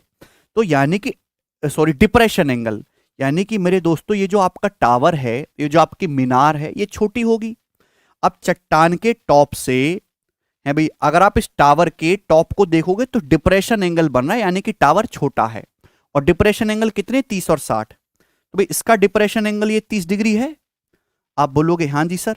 और इसका जो डिप्रेशन एंगल है मेरे प्यारे भाई ये 60 डिग्री है फुट का। तो आपसे पूछा टावर की हाइट कितनी है, यानी कि आपको ये लेंथ निकालनी है जी, ये टावर की हाइट कितने करो। अब आपके सामने यहां पर 2 राइट एंगल ट्राइंगल दिखाई दे रहे हैं, दिख रहे हैं कि नहीं? दोनों ही राइट एंगल ट्राइंगल में ये लेंथ कॉमन है, इसी पे ध्यान देना है।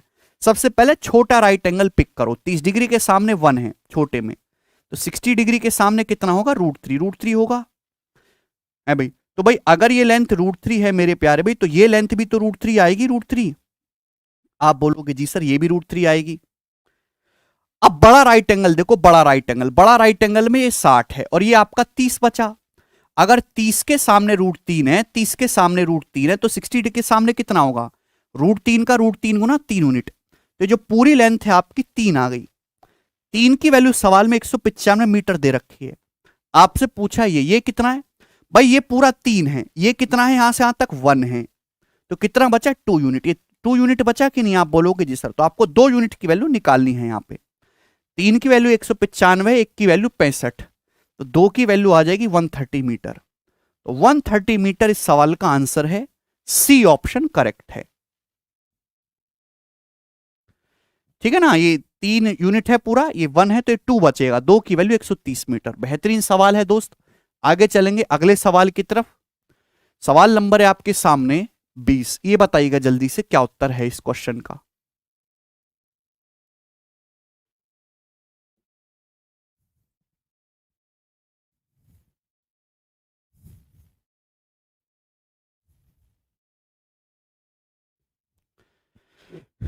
ठीक है भाई, ये भी देखिए बहुत ही बेहतरीन सवाल है, प्रीवियस ईयर का प्री का। एक बार वीडियो को लाइक जरूर कर दो भाई। 55 मिनट में 20 सवाल हुए, चलो ठीक है स्पीड। 3 यूनिट कैसे आया? अरे भाई बड़ा राइट एंगल देखो ना, बड़ा वाला, जितना जरूरी है उतना ही देखो, बाकी अंधा बन जाए। बड़ा राइट एंगल में ये कितना है, √3 है, ये 60 है, तो ये 30 बचा। 30 के सामने √3 है, तो 60 के सामने √3 का √3 गुना 3 ही तो आएगा। ये देखिएगा, a vertical pole and a vertical tower are on the same level of a ground in such a way that from the top of pole the angle of elevation of top of tower is 60 degree and the angle of depression of bottom of tower is 30 degree. देखिए बहुत बढ़िया, आपके पास एक पोल है, खंबा, और आपके पास एक टावर है। मैंने टावर को बड़ा क्यों बनाया, देखिए लैंग्वेज को पढ़ा करो। एलिवेशन मतलब ऊंचा, डिप्रेशन मतलब नीचा, यहीं से पता चलता है ना। ये सेम ग्राउंड लेवल पे है पोल और आपके पास टावर, ये पोल है।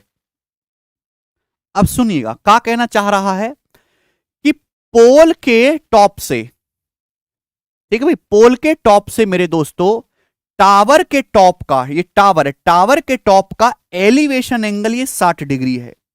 और पोल के ही टॉप से, ये पोल का टॉप है, टावर के बॉटम का, टावर के बॉटम का, ये टावर का बॉटम है ना, टावर के बॉटम का डिप्रेशन एंगल 30 डिग्री। ये डिप्रेशन एंगल ये 30 है, तो ये भी 30 डिग्री आ जाएगा। ठीक है भाई, सवाल में बोला है कि अगर टावर की हाइट 76 है, ये पूरा टावर, टावर की हाइट अगर 76 मीटर है, तो सवाल है आपसे पोल की हाइट क्या है, करो, पोल की हाइट निकालनी है। तो यहां भी 2 राइट एंगल ट्राइंगल बनने, पहले छोटे को पिक करो आप भाई। 30 डिग्री के सामने अगर स्टूडेंट 1 है तो ये 60 होगा, 60 के सामने कितना हो जाएगा, √3। बच्चा पार्टी अगर ये √3 है तो ये भी √3 होगा ना, आप बोलोगे हाँ जी सर। अब देखिएगा भाई, ये 60 है तो 30 आएगा, 30 के सामने √3 है, तो 60 डिग्री के सामने क्या होगा, √3 का √3 गुना 3 आ जाएगा भाई। अब स्टूडेंट ये 1 है तो इसके सामने ये भी 1 आएगा ना, ये भी 1 आएगा, ये 1 है तो ये भी 1 आएगा, तो टोटल कितना होगा, 3 और 1 4, टोटल 4 हो गया। 4 की वैल्यू आपको 76 मीटर दे रखी है टावर की हाइट। आपसे पूछा पोल, तो पोल की आ जाएगी 1 की वैल्यू 19 मीटर। ये आंसर है 19 चौक 76। तो सी ऑप्शन इस क्वेश्चन का आंसर है दोस्त। अरे समझ में आया या समझ में आ गया होगा सभी को। आगे चलेंगे अगले सवाल की तरफ। सवाल नंबर है आपके सामने यहां पर 21। ये बनाइएगा जल्दी से। इसके अलावा भी ये मैं मेंस लेवल तक का बता दे रहा हूं एक ही बार में, उसके लिए भी आपको अब अलग से स्पेशल पढ़ने की जरूरत नहीं है। ठीक है जी। The angle of elevation of top of an unfinished tower at a point distant 78 metre from its basis 30 degree. भाई एक टावर बना रहे हैं हम, है ना, लेकिन वो अभी पूरा बना नहीं है, अधूरा ही बना है ना, उसके आगे भी बनाना है। तो इसके बेस से 78 मीटर की दूरी पर एक पॉइंट है, पी मान लेते हैं सपोज, और इस पॉइंट से इस टावर के जो टॉप का एलिवेशन एंगल है वो 30 डिग्री का है। आप बोलोगे जी सर ये अच्छी बात है, टावर की हाइट को कितना और बढ़ाया जाए जिससे कि उसी पॉइंट से टावर के टॉप का एलिवेशन एंगल 60 डिग्री हो जाए। यानी कि कहने का मतलब इस टावर की हाइट को कितना और बढ़ाया जाए, ये कितना और आप बढ़ाओ जिससे कि सेम इसी पॉइंट से पी से ही टावर के टॉप का एलिवेशन एंगल ये कितना बन जाए, 60 डिग्री बन जाए। ये सवाल है आपके सामने। अब करो दोस्त। तो यहां पे 2 राइट एंगल दिखाई दे रहे हैं, छोटा बड़ा, तो छोटे में ध्यान दो भाई, छोटे में 30 डिग्री के सामने एक है, छोटे में देखिएगा तो 60 डिग्री के सामने √3 हो जाएगा, आप बोलोगे जी सर √3 हो जाएगा। अब बड़े राइट एंगल को देखो, ये 60 है तो ये 30 होगा, अगर 30 के सामने √3 है तो 60 डिग्री के सामने कितना आएगा, 3 आएगा, आप बोलोगे जी सर। अब पूरा 3 है, ये 1 है, तो कितना बचेगा, 2, 2 बढ़ाना पड़ेगा भाई। √3 की वैल्यू 78 मीटर, √3 की वैल्यू 78 है, तो 1 की वैल्यू 26 √3, अगर 1 की वैल्यू 26 √3 है तो 2 की वैल्यू कितनी आ जाएगी, 52 √3, तो 52 √3 मेरे दोस्तों आपको इंक्रीज करना होगा, ये आंसर है। देखिए कैलकुलेशन रेशियो में करो हैं?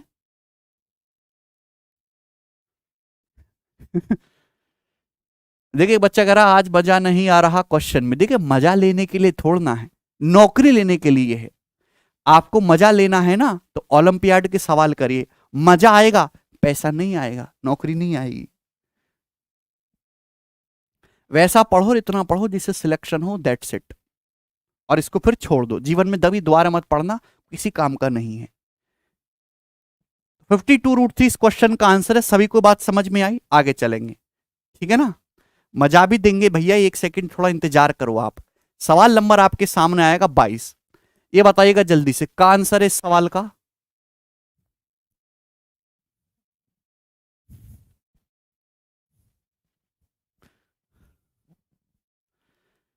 जी, a poster a poster is on top of a building. अच्छा, a person is standing on a ground at a distance 50 metre from the building. The angle of elevation of top of poster and bottom of poster are 45 and 30 respectively. What is the 200% of the height of the poster? Poster की height का 200% क्या है? बहुत ही आसान सवाल है भाई। जैसे बिल्डिंग है तो बिल्डिंग के ऊपर लगा है पोस्टर, ठीक है ना, बिल्डिंग के ऊपर लगा है पोस्टर RRR फिल्म का, ठीक है भाई। कोई प्रॉब्लम? प्रॉब्लम क्या है इसमें? अब सुनिएगा, एक व्यक्ति है जो इमारत से कितनी दूरी पर खड़ा है, इमारत से 50 मीटर की दूरी पर खड़ा है, सपोज यहां पॉइंट P पे, और आपसे बोला है कि इस पॉइंट से इस पोस्टर के ऊपरी और निचले हिस्से का एलिवेशन एंगल 45-30 है। तो ऊपरी हिस्से को देखेंगे तो एलिवेशन एंगल 45 डिग्री है, और निचले हिस्से को देखेंगे मेरे प्यारे भाई यहां पे ये पोस्टर का, तो ये आपका 30 डिग्री है, 30 डिग्री। तो आपसे पूछा पोस्टर की हाइट का 200%, तो पहले पोस्टर की हाइट तो निकालो। तो छोटा ट्राइंगल देखो भाई, 30 डिग्री के सामने 1 है तो 60 के सामने √3 होगा, आप बोलोगे जी सर। अब बड़ा ट्राइंगल देखो, ये 45 है, अब ये √3 है मेरे दोस्तों, तो ये भी √3 होगा पूरा भाई। ये 45 डिग्री है ना बड़का ट्राइंगल में, ये √3 है तो फिर ये भी √3 हो जाएगा पूरा। ये कितना बचेगा, √3 - 1, √3 - 1 यूनिट बचेगा कि नहीं। अगर √3 की वैल्यू 50 है तो 1 की वैल्यू 50 √3, 1 की वैल्यू 50 √3 आ गई, तो √3 - 1 की वैल्यू मेरे दोस्तों ये आ जाएगी। यहां तक कोई परेशानी नहीं, ये आ जाएगा दोस्त। ये आपके पोस्टर की हाइट आ गई, इसका 200% निकालना है, मतलब इसका दुगुना करना है। तो 100/√3 इंटू, यानी कि डी ऑप्शन आंसर है दोस्त। ऊपर नीचे √3 से गुणा करके लिख दिया है यहां पे ना, 100/3 और ऊपर 3 - √3। आ गया सभी का?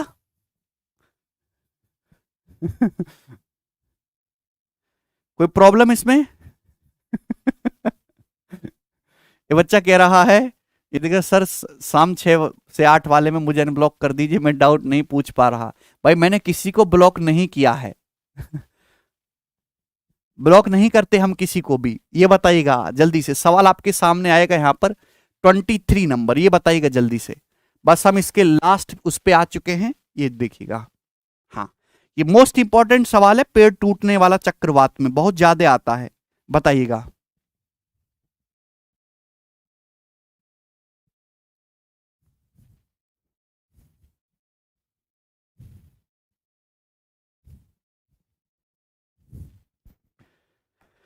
सर हमें सॉल्व करने के लिए थोड़ा टाइम तो दो। टाइम ही तो नहीं है, टाइम होता तो फिर ऐसी हालत होती ही। देखिएगा, a state vertical pole was broken during a cyclone in such a way that its top touched the ground at a distance of 6 √3 metre from the bottom of pole. भाई आपके पास है पोल था खंबा, अब हुआ क्या, हुआ ये कि ये चक्रवात आया मेरे दोस्तों, है भी आंधी आई, तूफान आया और ये आपका जो है पोल बीच में से टूट गया और ग्राउंड से मेरे दोस्तों जा लगा जमीन से। इसका मतलब जो लेंथ ये होगी वही लेंथ ये होगी ना, यही हिस्सा तो टूट के नीचे आ गया है। ठीक है भाई। और इस पोल का जो निचला भाग है वो जमीन से कितनी हाइट पर छू रहा है 6√3 मीटर की डिस्टेंस पे। और ये 36 से 30 डिग्री का कोण बनाता है। ठीक है, कितना एंगल बना रहा है? 30 डिग्री का एंगल बना रहा है। तो आपसे पूछा पोल की हाइट क्या होगी, तो आसान सवाल, इससे आसान कुछ हो नहीं सकता भाई। ये तो 60 है ना, ये तो 60 है ना भाई। 60 के सामने 6√3 है तो 30 डिग्री के सामने कितना होगा? 6। अगर 30 के सामने 6 है तो भाई ये 90, 90 के सामने कितना होगा? 12। ये 12 है तो ये भी 12 होगा। तो इसका मतलब पोल की जो टोटल हाइट होगी 6 12 18 होगी, 18। ठीक, आगे चलेगा। ये सारे सीजीएल सीएचएसएल के आपके प्री के और मेंस के सवाल थे लेटेस्ट। 2 क्वेश्चन और हैं 24 और 25। ये बताइएगा मेरे दोस्तों, ये सवाल है सीडीएस 2022 के पेपर का, जवाब दीजिएगा।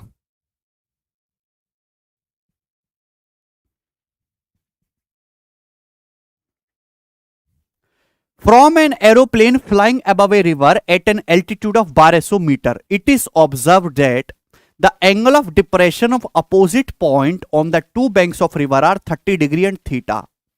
ठीक, if the width of river is 3000 meter, नदी की चौड़ाई 3000 मीटर है, then which one of the following is correct? इनमें में से कौन सा ऑप्शन करेक्ट है बताइएगा। एक नदी के ऊपर 1200 मीटर की हाइट पर एक हवाई जहाज उड़ रहा, उसने देखा कि नदी के दोनों किनारों पर 2 पॉइंट है और उनके डिप्रेशन एंगल 30 और थीटा है। नदी की जो चौड़ाई है 3000 मीटर है, थीटा की आपको रेंज बतानी है कि थीटा मेरे प्यारे भाई किस रेंज में है इसमें से। तो आपको थीटा की रेंज बतानी, तो एग्जैक्ट वैल्यू नहीं चाहिए, रेशियो चाहिए। बताओ ये किससे कट रहा है? तो आप कहोगे सर 600 से। 2 बार चला जाएगा, 5 बार चला जाएगा।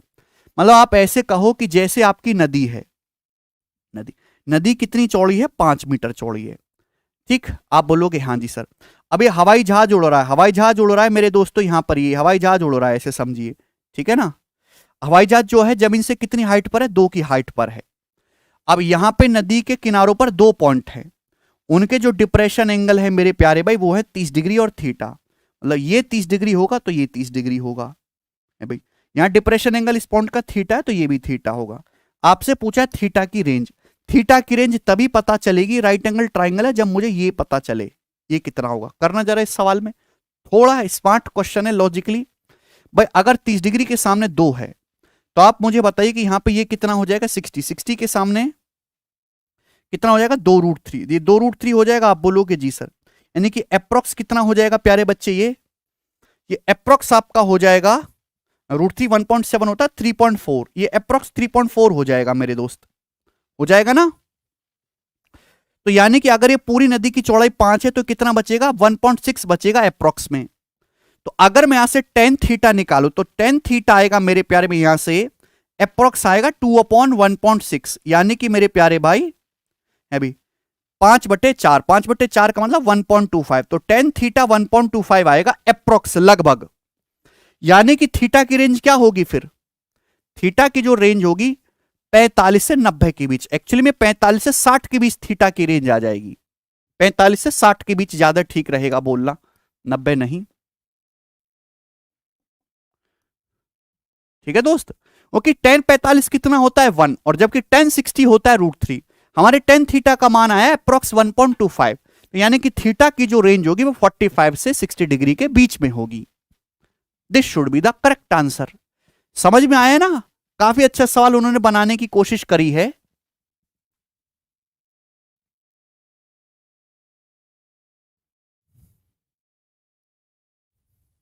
बी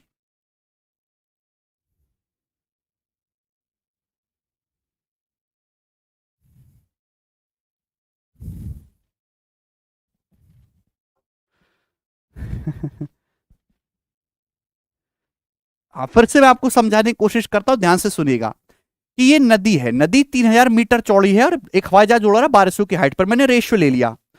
अब ये हवाई जहाज 2 की हाइट पर उड़ रहा है। नदी की जो चौड़ाई है मेरे दोस्तों 5 है। ट्रिकी सवाल है ये थोड़ा सा। अब यहां पे नदी के किनारे पर दो पॉइंट है, उनके जो डिप्रेशन एंगल है 30 और 60 है। डिप्रेशन एंगल ऊपर से होता है भाई, ये 30 होना चाहिए था, लेकिन ये भी 30 हो जाएगा, ये थीटा। तो अगर 30 डिग्री के सामने 2 है तो 60, 60 के सामने 2√3, 2√3 का मतलब अप्रोक्स 3.4। तो मेरे दोस्त ये कितना बचेगा फिर? 1.6 बचेगा।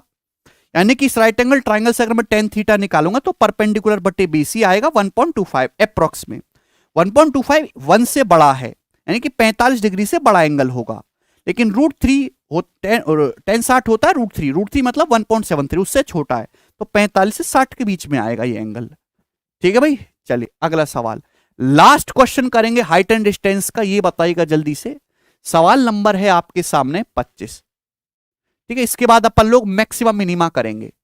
ठीक है, हाइट एंड डिस्टेंस आने की प्रोबेबिलिटी पेपर में ज्यादा है, उम्मीद इसका सवाल, इसलिए मैंने ये पहले करवा दिया कि लेक्चर का स्टार्टिंग पार्ट तो सब देखेंगे ना।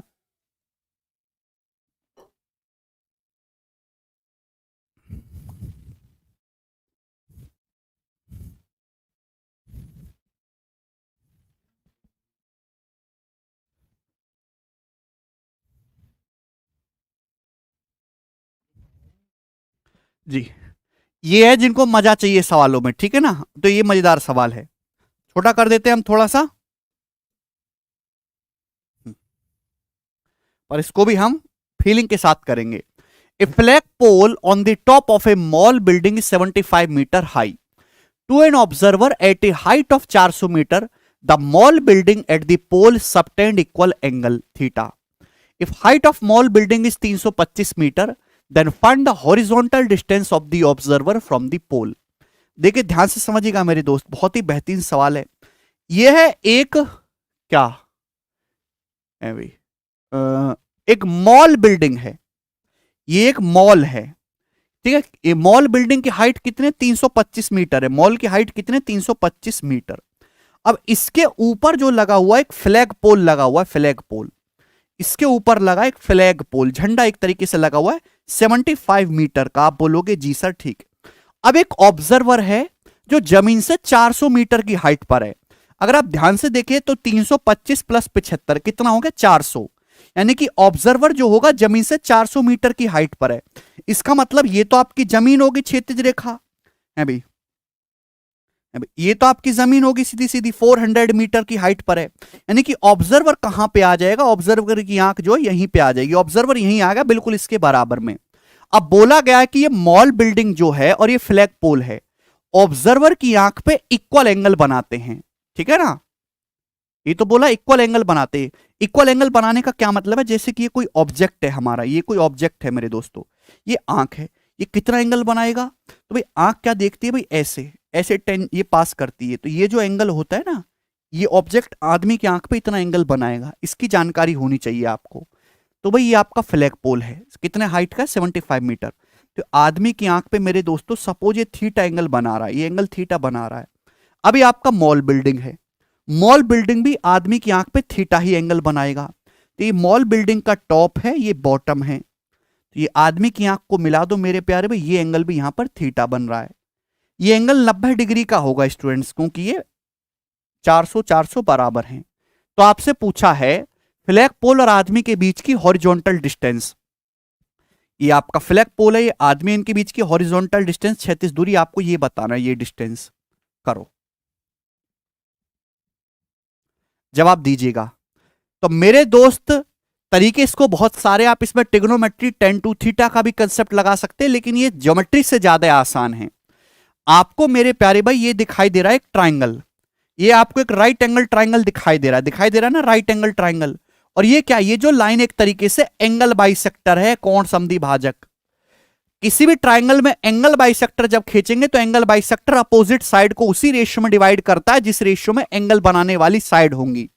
अभी अगर आपके सामने एक ट्राइंगल है और ये उसका एंगल बाइसेक्टर है ए बी सी, तो नियम कायदा कानून क्या है कि एंगल बनाने वाली साइड का रेशियो वही होगा जिस रेशियो में एंगल बाइसेक्टर अपोजिट साइड को डिवाइड करेगा। तो ये यहां पे लगा सकते हैं भाई, ये एंगल बाइसेक्टर है अपन लोगों का है भाई, ये 75 है, 325 है, रेशियो कितना है?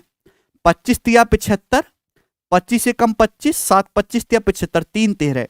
ये एंगल बाइसेक्टर अपोजिट साइड को 3:13 में बांट रहा है, 3:13 में। तो एंगल बनाने वाली साइड भी 3:13 के रेशियो में होंगी। आप बोलोगे जी सर बिल्कुल सही, एंगल बनाने वाली साइड भी 3:13 के रेशियो में होंगी। आप बोलोगे बहुत बढ़िया, कोई तकलीफ नहीं। अब बताओ स्टूडेंट, अगर ये 13 है ये 3 है, तो पाइथागोरस से ये कितना आ जाएगा? 169 माइनस 9 रूट 160।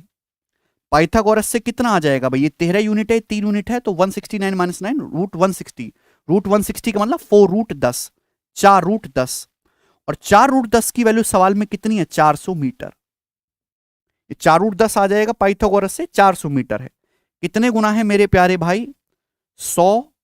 100 बटे रूट 10, 10 रूट 10 गुना है, तो 1 की वैल्यू 10 रूट 10 आ गई। आपसे 3 की वैल्यू पूछी है, तो 30 रूट 10, 30 रूट 10 मीटर मेरे दोस्तों इस क्वेश्चन का आंसर बनेगा। ऑप्शन नंबर डी करेक्ट है यहां पर।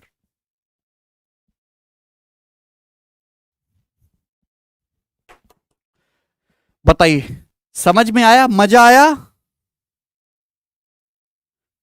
है ना?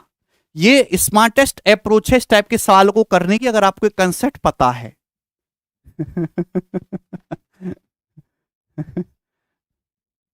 चलिए, तो ये हाइट एंड डिस्टेंस का मैंने आपको पूरा रिवीजन कराया, एक भी ऐसा टाइप नहीं है जो हमने छोड़ा हो। इसके अलावा आपको और कुछ देखने की जरूरत नहीं है। इसके बाद अब आगे चलते मैक्सिमा और मिनिमा। ठीक है, बहुत ही शॉर्ट में देखिए, मैक्सिमम मिनिमा का मतलब है डिफरेंशिएशन कैलकुलस। ठीक है भाई, डेरिवेटिव पे मैक्सिमम मिनिमा निकालते हैं, लेकिन आपके पेपर में ट्रिग्नोमेट्री या एलजेब्रा की मैक्सिमम मिनिमा उन्हीं सवालों को निकालने के लिए पूछा जाता है जिनमें बिना डेरिवेटिव का यूज करे, बिना कैलकुलस लगाए किया जा सके। मतलब बहुत ही चिरकुट और निम्न स्तर के सवाल आपके एग्जाम में पूछे जाते हैं, जो जुगाड़बाजी से सॉल्व हो जाते हैं, उनमें कैलकुलस की जरूरत नहीं पड़ती। एक्चुअल मैक्सिमम मिनिमा निकालने का तरीका ही केवल डिफरेंशिएशन करना है। तो कुछ फिक्स पैटर्न के सवाल ही आपके पेपर में बन सकते हैं। वो पैटर्न अगर आपको याद है तो आपको घबराने की जरूरत नहीं है। सबसे पहले ट्रिग्नोमेट्रिक रेशियो जो होते हैं, इनकी रेंज कहां से कहां तक होती है? साइन थीटा, साइन थीटा का मान -1 से +1 के बीच में कुछ भी हो सकता है। कॉस थीटा, कॉस थीटा की रेंज -1 से +1 तक कुछ भी हो सकती है। Tan theta, tan theta minus अनंत से प्लस अनंत तक कुछ भी हो सकता है। Cot theta, cot theta minus अनंत से प्लस अनंत तक कुछ भी हो सकता है। यहां तक सभी जानते ही। कुछ कुछ बच्चे कहेंगे कि सर टेन थीटा बराबर 400 दे रखा है, क्या ये पॉसिबल है? हाँ, ये बिल्कुल पॉसिबल है। Any value tan theta can take. Sec और कॉसेक में ध्यान रखना है, सेक थीटा और कॉसेक थीटा की जो वैल्यू है, ये भी माइनस अनंत से लेके प्लस अनंत तक कुछ भी हो सकती है, बट -1 से +1 के बीच में नहीं होती। -1 और +1 के बराबर जरूर हो सकती है। सेक और कॉसेक का मान -1 और +1 हो सकता है, लेकिन -1 से +1 के बीच में सेक और कॉसेक की वैल्यू नहीं हो सकती। मतलब भाई, जैसे मेरे दोस्तों मैं आपके सामने ये नंबर लाइन बनाऊं, दिखाई दे रहा आपको? ये मैं आपके सामने स्टूडेंट ये नंबर लाइन बनाऊं, ये आपका माइनस अनंत है और ये आपका स्टूडेंट यहां पर प्लस अनंत है। ठीक, बात समझ में आई? तो सेक और कॉसेक की रेंज कुछ भी हो सकती है, लेकिन यहां पे आएगा -1, यहां आएगा +1। -1 से +1 के बीच में सेक कॉसेक की रेंज नहीं होगी। बाकी यहां सेक का मान कुछ भी हो सकता है, सेक कॉसेक का यहां भी कुछ भी हो सकता है। ठीक, इसके पीछे का कारण है कि जैसे मैं आपसे कहूं कि सेक थीटा होता क्या है? सेक थीटा है हाइपोटेनस बटा बेस। ये सेक थीटा की वैल्यू है। आप बोलोगे जी सर ये सेक की वैल्यू है। अब ध्यान से सुनेगा कि हाइपोटेनस का जो मान है हमेशा बेस से बड़ा होता है। इस वजह से सेक की वैल्यू अगर पॉजिटिव है तो 1 से बड़ी आएगी, निगेटिव है तो 1 से छोटी आएगी। सपोज अगर हाइपोटेनस आपका 5 है, बेस 3 है, तो ये वैल्यू 1 से बड़ी है कि नहीं? अगर सपोज बेस आपका नेगेटिव भी होता है तो ये वैल्यू क्या है? ये वैल्यू -1 से छोटी हो गई। अब तो ये कारण है मेरे प्यारे भाई कि दैट्स वाई कि पॉजिटिव है तो सेक 1 से बड़ा होता है, नेगेटिव है तो 1 से छोटा होता है। ठीक, ये ध्यान रखिएगा। आगे चलते हैं। तो ये लेकिन अगर स्क्वायर बात करें, देखिएगा sine cos tan cot sec cosec जो है वो रियल वैल्यूज होती है, इनकी वैल्यू इमेजिनरी नहीं होती। All trigonometric ratio are real values. और आप किसी भी रियल वैल्यू का स्क्वायर करेंगे, अभी अगर आपका एक्स एक रियल नंबर है, आप किसी भी रियल नंबर का स्क्वायर करेंगे तो उसकी मिनिमम वैल्यू जो होती है मेरे प्यारे भाई वो 0 होती है। जब पॉजिटिव का स्क्वायर करो पॉजिटिव आएगा, नेगेटिव का स्क्वायर करो नेगेटिव आएगा। ठीक है भाई, चलिएगा। तो मेरे प्यारे भाई sign square theta cos square theta की मिनिमम मैक्सिमम वैल्यू क्या होती है? साइन थीटा चाहे नेगेटिव रहे, स्क्वायर करने पर पॉजिटिव ही हो जाएगा, पॉजिटिव रहेगा तो भी स्क्वायर करने पर पॉजिटिव रहेगा, लेकिन साइन स्क्वायर थीटा तो कभी नेगेटिव आ ही नहीं सकता। तो sign square theta cos square theta की जो रेंज है वो 0 से लेके 1 के बीच में रहेगी। इसी तरीके से tan square theta cot square theta की रेंज 0 से लेके अनंत के बीच में रहेगी। सेक स्क्वायर थीटा से कॉसेक स्क्वायर थीटा की रेंज किसके बीच? देखिए सेक स्क्वायर थीटा तो निगेटिव का स्क्वायर करेंगे तो पॉजिटिव की रेंज में ही चला जाएगा ना, +1 से लेके अनंत तक होगी। ये इवन पावर के लिए बता रहा हूं, लेकिन अगर पावर ऑड है, sine cube theta cos cube theta अगर पावर ऑड है, sine cube theta cos cube theta की रेंज -1 से +1 के बीच में कुछ भी हो सकते हैं, क्योंकि निगेटिव नंबर का क्यूब करोगे तो निगेटिव आ सकता है। इसी तरीके से tan cube theta cot cube theta अगर पावर ऑड है तो tan cube theta cot cube theta की रेंज -∞ से +∞ तक हो सकती है। सेम सेक कॉसेक में होगा। ठीक चलेगा। अब इस पे किस किस टाइप के सवाल बनते हैं वो हम देखेंगे। ठीक है भाई, सबसे पहले ये वैरायटी देखिएगा, a sine theta plus b cos theta. अगर आपको कभी भी इस टाइप का सवाल दे रखा है a sine theta plus b cos theta, सुनिएगा मेरी बात, और आपसे पूछे बताओ इसकी मैक्सिमम वैल्यू क्या होगी, इसकी मिनिमम वैल्यू क्या होगी। A sine theta plus b cos theta दे रखा है, साइन और कॉस की पावर 1 है, ए और बी कोफिशिएंट है, तो इसकी जो मैक्सिमम वैल्यू होगी वो होगी +√a² प्लस बी स्क्वायर। जो मिनिमम वैल्यू होगी वो होगी -√a² प्लस बी स्क्वायर। ये ध्यान रखिएगा डायरेक्ट। ठीक है दोस्तों, इसमें आपको कोई डिफरेंशिएशन या और ट्रिक की जरूरत नहीं है। लिख लो, अपनी कॉपी में छाप लो, सबसे ज्यादा पूछे जाने वाला यही है मैक्सिमम मिनिमम में। ठीक है, पहले इस पे बेस सवाल कर लेते हैं अपन लोग।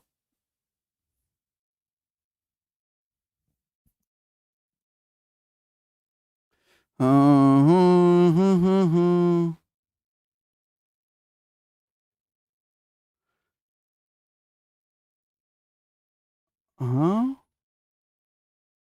28, हाँ ये बताइएगा जल्दी से।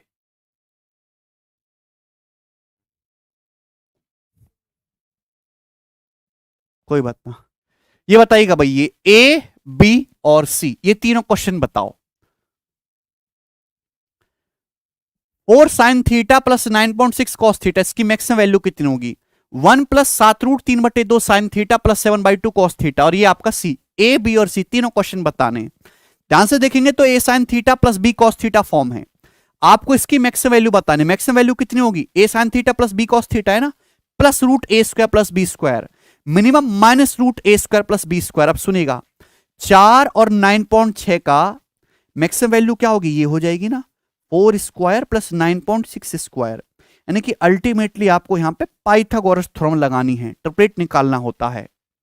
रेशियो क्या है? 4 और 9.6 का रेशियो है मेरे दोस्तों, है भाई 8 से काटेंगे 5 बार है, तो 5 बार है 13, यानी कि 10.4 आएगा मेरे दोस्तों। 5 12 13 का ट्रिपलेट लग रहा है, 0.8 से गुणा कर दी, 5 का 0.8 4 है, 12 का 0.8 9.6 है, 13 का 0.8 10.4 है, तो इसकी जो मैक्सिमम वैल्यू है वो 10.4 होगी, और जो मिनिमम वैल्यू है मेरे प्यारे में माइनस का 10.4 होगी। क्लियर? बात समझ में आ गई? आप बोलोगे जी सर बिल्कुल सही। ठीक है ना, 5 12 13 का ट्रिपलेट यहां पे लग रहा है, इससे गुणा कर रखिए, 0.8 से गुणा कर रखिए। कैसे पता चला? हमने रेशियो ले लिया 4 और 9.6 का। ठीक, अभी बताइए दोस्तों इसकी मैक्सिमम वैल्यू क्या होगी और मिनिमम वैल्यू क्या होगी? ध्यान सुनिएगा।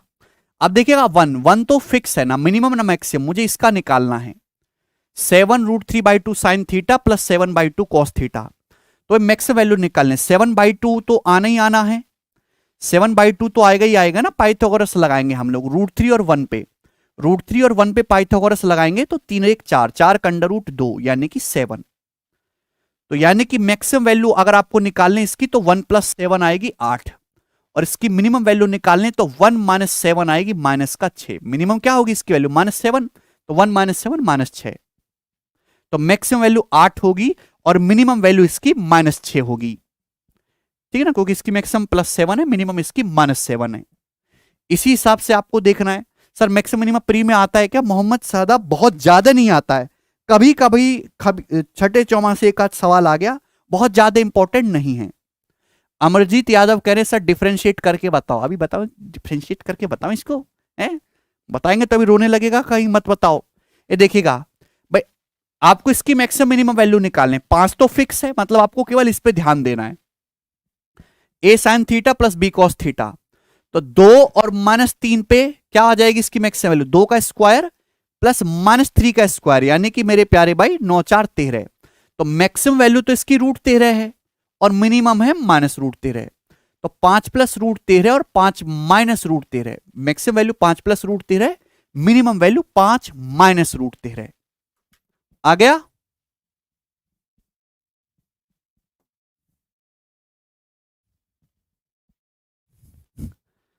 √15 नहीं आएगा, √13 आएगा भाई। कर लोगे अब ये टाइप? कर लेंगे दोस्त, ये टाइप अब आप कर लोगे। ठीक है, इसके बाद आगे आते हैं। नेक्स्ट कंसेप्ट आपके सामने आएगा, ये हो गया जी। ये स्लाइड देखिएगा आप ध्यान से। कंसेप्ट ये रहा, पहला वाला कंसेप्ट ध्यान से देखिएगा, फर्स्ट नंबर कंसेप्ट। ठीक है जी। आपके सामने सवाल आता है a sine square theta plus b cos square theta. ध्यान सुनिएगा, साइन और कॉस में है, साइन और कॉस में, और पावर 2 है। A sine square theta plus b cos square theta में मैक्सिमम वैल्यू भी पूछ सकता है, मिनिमम वैल्यू भी पूछ सकता है। तो मैक्सिमम वैल्यू क्या होगी, ए और बी में जो बड़ा है, जो ए और बी में मैक्सिमम है वो आपकी मैक्सिमम वैल्यू आएगी। जो ए और बी में मिनिमम है, जो ए और बी में छोटा है, वो आपकी मिनिमम वैल्यू आएगी। A sine square theta plus b cos square theta के पैटर्न में सेकंड टाइप है। जैसे मैं आपसे सवाल पूछता हूं, 2 क्वेश्चन मैं आपसे पूछूंगा, 2 क्वेश्चन। फर्स्ट क्वेश्चन मुझे बताइएगा कि 15 sign square theta plus 19 cos square theta, इसकी मैक्सिमम वैल्यू क्या है और इसकी मिनिमम वैल्यू क्या है। करना जल्दी से। मैक्सिमम वैल्यू क्या है, मिनिमम वैल्यू क्या है। तो आप कहोगे sir 15 a sine square theta plus b cos square theta form है। तो इसमें मेरे प्यारे भाई बड़ा कौन सा है, 15 19 में 19 बड़ा, तो मैक्सिमम वैल्यू इसकी 19 आ जाएगी। मिनिमम वैल्यू निकालें, मिनिमम वैल्यू क्या आएगी भाई, 15 19 में 15 छोटा है, मिनिमम वैल्यू 15 आएगी। इससे आसान टाइप नहीं बनता मैक्सिमम मिनिमम में। एक और पूछ लेता हूं क्वेश्चन नंबर सेकंड आपसे। आपसे पूछ लिया है भाई 100√2 cos square theta plus 142 sign square theta, ये सवाल है। इसकी मैक्सिमम वैल्यू कितनी होगी और इसकी मिनिमम वैल्यू कितनी होगी, जवाब दीजिएगा।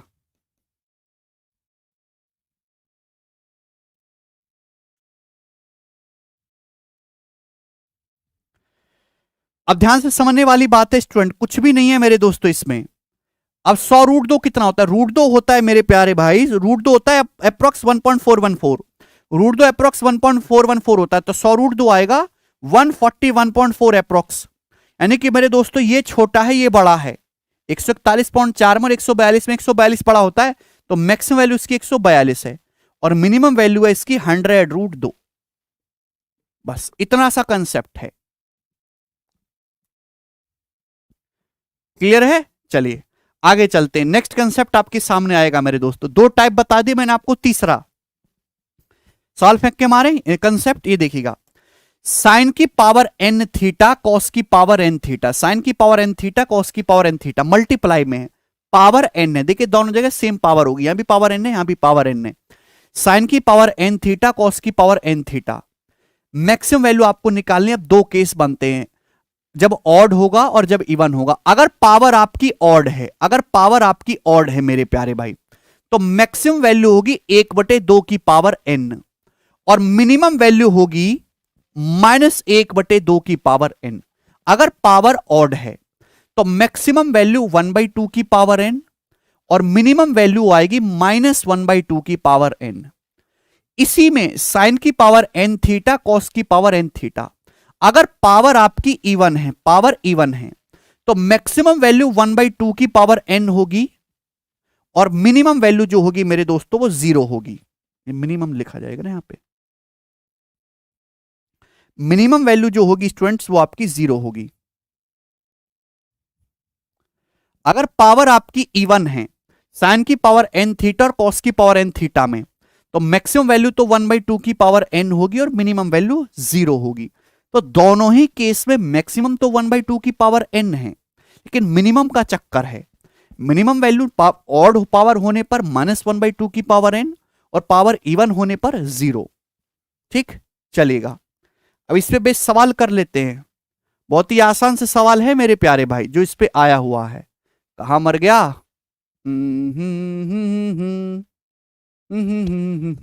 ये बताइएगा जल्दी से। नेक्स्ट करो। Find maximum and minimum value of, इनकी मैक्सिमम और मिनिमम वैल्यू निकालने। ये रहा साइन की पावर 29 थीटा, कॉस की पावर 29 थीटा, पावर ऑड है। अगर पावर ऑड है तो मैक्सिमम वैल्यू 1/2 की पावर 29, ये आपकी मैक्सिमम आ जाएगी।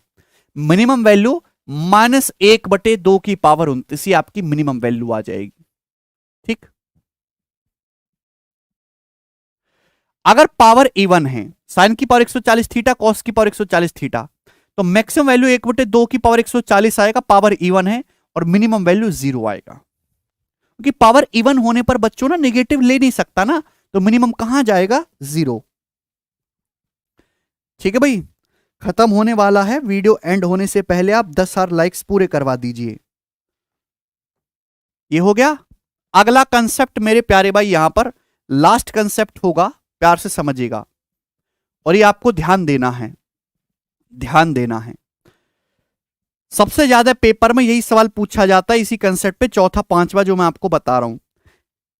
ए sine square theta plus b cosec square theta, a sine square theta plus b cosec square theta. Sine का उल्टा कॉसेक है, पावर 2 है। ये ध्यान रखा करो कि कौन सा किस चीज के लिए लग रहा है। रिजल्ट याद करने से ज्यादा जरूरी है कि कहां लगेगा वो रिजल्ट। साइन और कॉसेक उल्टे लिखे हुए, a sine square theta plus b cosec square theta, and a cos square theta b sec square theta. Cos का उल्टा सेक है, a cos square theta b sec square theta, power 2 में है। मेरे प्यारे भाई, इस केस में मैक्सिमम वैल्यू तो पूछेगा नहीं, कि मैक्सिमम वैल्यू होगी अनंत। कॉसेक की मैक्सिमम वैल्यू अनंत होती है, सेक की भी अनंत होती है, तो मैक्सिमम वैल्यू तो पूछेगा ही नहीं इस केस में, केवल मिनिमम वैल्यू पूछेगा। मिनिमम वैल्यू होगी मेरे प्यारे भाई 2√AB। मिनिमम वैल्यू क्या होगी? 2√AB। जब ए का मान बी से बड़ा है, जब साइन स्क्वायर थीटा का कोएफिशिएंट ए है, कॉसेक स्क्वायर थीटा का कोएफिशिएंट बी है। अगर ए का मान बड़ा है बी से, मिनिमम वैल्यू ही पूछेगा, तो मिनिमम वैल्यू होगी 2√AB। लेकिन अगर ए का मान छोटा है बी से, है ना, साइन स्क्वायर थीटा का कोएफिशिएंट ए है, कॉसेक स्क्वायर थीटा का b, sine square theta coefficient छोटा है, कॉसेक स्क्वायर थीटा का बड़ा है। जब ए का मान छोटा है बी से, तो मिनिमम वैल्यू होगी ए प्लस बी। आपको ध्यान रखना है, ए प्लस बी। क्लियर? यस और नो? तो मिनिमम वैल्यू 2√AB होगी जब ए बड़ा है बी से, मिनिमम वैल्यू ए प्लस बी होगी जब ए छोटा है बी से। ध्यान रखिएगा, मैक्सिमम नहीं निकाल सकते, केवल मिनिमम वैल्यू ही आपसे पूछेगा। एक बच्चा अब उठ के कहेगा सर जब ए बराबर बी हो, दोनों बराबर हो। बेटा जब दोनों बराबर हो तो कोई सा लगा ले, चाहे ये लगा लो चाहे ये लगा लो, कोनो फर्क नहीं पड़ेगा, 2A आंसर आएगा उस केस में, 2A कोई सा भी लगा लो ना। लास्ट वाला और मोस्ट रिपीटेड यही है, a tan square theta plus b cot square theta. इसको अलग से लिखा है, इसमें ए बी को चेक नहीं करना आपको। A tan square theta plus b cot square theta में ए बी को चेक नहीं करना, भाड़ में जाने दो। A tan square theta plus b cot square theta अगर आपको दे रखा है, मिनिमम पूछेगा, मैक्सिमम पूछेगा नहीं, क्योंकि मैक्सिमम होगी अनंत। तो इसकी जो मिनिमम वैल्यू होगी हर केस में, ए बी का कोई मैटर नहीं करता, 2√AB। मिनिमम वैल्यू आपकी हमेशा 2√AB आएगी, 2√AB। ठीक है ना? ये एएम जीएम के कंसेप्ट से निकल के आता, अर्थमेटिक ज्योमेट्रिक मीन के कंसेप्ट से। तो मिनिमम वैल्यू यहां से 2√AB आएगी। टन टनाटन टन हो गया। अब इस पे हम सवाल करेंगे मेरे दोस्तों, उड़ उड़ के सवाल करेंगे, ध्यान से देखिएगा। सवाल नंबर है जी आपके सामने, पहले ये बता दिए जी 26 करना।